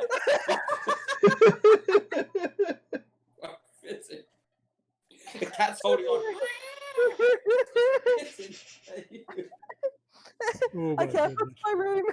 I've gone to my room. I want to somehow try and lock the door, and I want to also safely make sure that the window and anything else people could enter is locked. Okay, everything. Okay, you firmly. I think I've got my. Have I got my alarm spell as well? Yeah, I yes, want. You do. No, I haven't. I haven't selected that one, so I can't use it. Never mind. But yeah, okay. Once everything is secure, locked, and bolted, or well, during your long rest, you can prepare a new set of spells if you wanted. That's the whole point. yes, I will. So Yeah, I just love the idea that Vistra goes to sleep, making sure that her room is Vistra proof. The only person who can steal something from me is me. Yeah, pretty much. And I'm asleep. Yeah. Okay, so basically, as you enter, it's a very. The room is kind of, you get a real nostalgic feeling as you enter the room. It kind of feels reminds you of your house back in Baldur's Gate. All the furniture is finally sized properly. You know, it's all the right size for a dwarf. It's That's how solid, it's meant to be. I say to myself. sturdy furniture. There's some, so you can see that it's quite interesting because it's like almost like different dwarvish craftsmen have come through, and every time they've been there, they've left something in the. Like one dwarf has obviously carved the table legs into like beautiful sort of like almost make it look like almost like stone columns. I'm gonna say that my eyes tear up. Inlays into the table. Others have like added like little mural to the wall. Where they've some sort of stonework. Others have left like little objects and items. It's like every dwarf who's come here has left something. Oh, themselves behind. This just sort of gets a bit teary-eyed, and as she goes like to the murals and these beautiful works of art, she sort of puts her hand gently on them, and you know, she's sort of everything from her past sort of wells up inside her, and she's got like two emotions contradicting each other. She's got the sadness from her past and seeing all this makes her remember, but also like seeing it also makes her feel happy and, you know, missing that sort of dwarvish lifestyle and artwork as well. So she's got a bit of a mixed feeling. She will probably look at something to carve or add to the room in the morning. She will think about it during the night when she gets to sleep. Maybe you can make it out of those silver spoons. Maybe. We'll see. She's going to pound the impression of the copper pieces into the try the back. Oh, Melt it all down. how much did I pay to the gnome downstairs? It was 3. It was 3 silver for the night. Okay. I mean, that's a net profit then, isn't it? Is it a net Yep. profit? You got, so as you sort of settle down, and remember this is Elturel, so it doesn't get dark outside. And to be honest, it's only about 4 in the afternoon. You guys have been, well, no, it's just probably about coming around to about 6 now. Okay, a couple of hours. You guys have been having a bit of carousing time. I didn't realise it was that early. Yeah, well, you got here about 2 o'clock in the afternoon. So you guys have been having a bit of fun since then. It's probably becoming about 6, and it's probably, it doesn't get dark in Elturel because of the holy light above the city. But there are shadows and there are sort of crevices and there are hidden zones and areas, particularly the shadow that's cast over buildings by taller buildings around it. And one thing you notice is the weather has been getting worse. You can hear the rain, the thunder.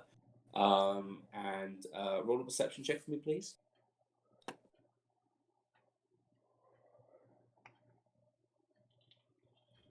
Who? Well, technically, you could all roll a perception check, please. Oh, Zoe's gone. Yeah. Perception.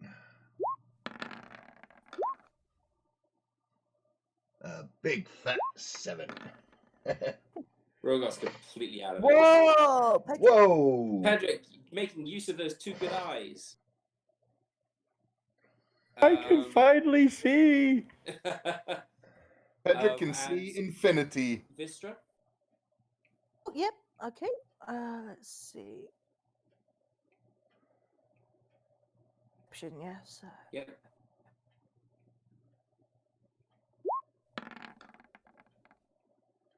Okay. Okay, Pedrick, as you are in the sort of the hall carousing with everybody else, you're sitting there quite close to Otar. Otar's sitting there sipping his drink, and as you're looking around and you're enjoying, you're almost enjoying the camaraderie. You don't really approve of a lot of it, but at the same time, you approve of sort of letting the chance to let your hair down and allow people like Rogar, who have been very and Weird Hal and everybody a chance to reconnect, a chance to unwind. You notice that Vistra is not present. That's one thing you would definitely notice, that she's gone missing. And also, as you're looking around, you're sort of looking around and you look into the rafters of the tavern, and you see in the rafters a dark, shadowy shape, glowing red eyes. For a moment, you see a flash of ivory fangs, and you hear a skittering noise as the figure suddenly dashes across the rafters and out of an open window that is set into the highest part of the ceiling. You see a flash of pink, a glint of steel, and then the figure is gone. Vistra, you are looking around the room. You're looking at one of the silver spoons that you thieved. And you're looking at it, sort of admiring Don't judge it. me. And you notice in the silver spoon a weird shadow that should not be. You don't think you should be present. You can see yourself, and behind you can see one of the windows leading into your that you locked, leading into your apartment, and you can see a weird shadowy shape. And as you turn, you get a glimpse of crimson eyes, ivory fangs, a dark cowl covering the head, and for a moment you see claws dripping onto the sort of the sill of your window, and then quickly, with the next flash of lightning, the figure disappears, and that's where we will end today's session. DM, may I ask one thing? Wow. Yes. While I go to sleep, while I go to sleep early, is it possible that I can, when I do my prepare spells, I can, as soon as I do my choose my alarm spell, that I can actually use it? No, you need to take. Well, you can do it, but it would still count as your used spell slots for the day because you have to do it as part of your I 8-hour long know, rest period. I know, it'll be part of my 8 hour. So I was just wondering that as soon as I've prepared it during my long rest, immediately use it and say that. No, you need you need to do it. You cast before your long rest begins, so that the alarm is ready, so sleep can. Also, I have to do it. I can't do it before. Okay, no problem. Yeah, you can I do can't. it You for when can't I set wake your up? alarm tomorrow. Can I do it for when I wake up? Can I just say that I've already done it for tomorrow, or just wait for the next session? We'll do it in between the sessions. We'll get you sorted. Perfect. Okay. All right. Thank you. Great session. Great Yeah. That session. was awesome. I've missed that. That was fun. It was a bit of a light-hearted session, wasn't it? Younger viewers, a bit of fun going on. And thank you everyone for watching as well. Yes, thank you. Yes, thank you everyone for being here. Absolutely been brilliant. lovely. Had a lovely time. And thank you to our Patreons again. Thank you to Bases of Operations, our very own, who not only is a Patreon, but active member and also helps us with tech stuff. So he is legit the bomb. So please check him out on his own channel as well, Bases of Operations. Please and do. Also to our other Patreon, Plutonium OD, who also does a bit of miniature work as well himself. And yeah, fantastic. And again, we will be giving you three battle reports as an apology for missing November's. So you'll have 3 before everybody else. So yeah, thank you very much, everyone. Night all. Yeah, thank you very much, guys. Thank you everybody for playing so well and for playing so in character. It really is. This is what D&D is about. It's about having fun and laughing and just snickering at everything that's ridiculous. And enjoying our own world, which I think we've really made our own so far. Yeah, What a great session. This has been so much fun. I love playing with you guys. Awesome. I'm so glad to be back in the game. We're glad to have you back too. And thanks to Snowy as well, but unfortunately he left a little bit early. So yeah. All right. Wow. Well, thanks for showing up anyway. Yep. Yeah. All right. Excellent. All right. Well. All right. Bye, everyone. And Bye. next week, hopefully most of us will be here next week if we can. Yes. Ciao, Okay. ciao. Bye. Ciao, guys. Bye. Bye.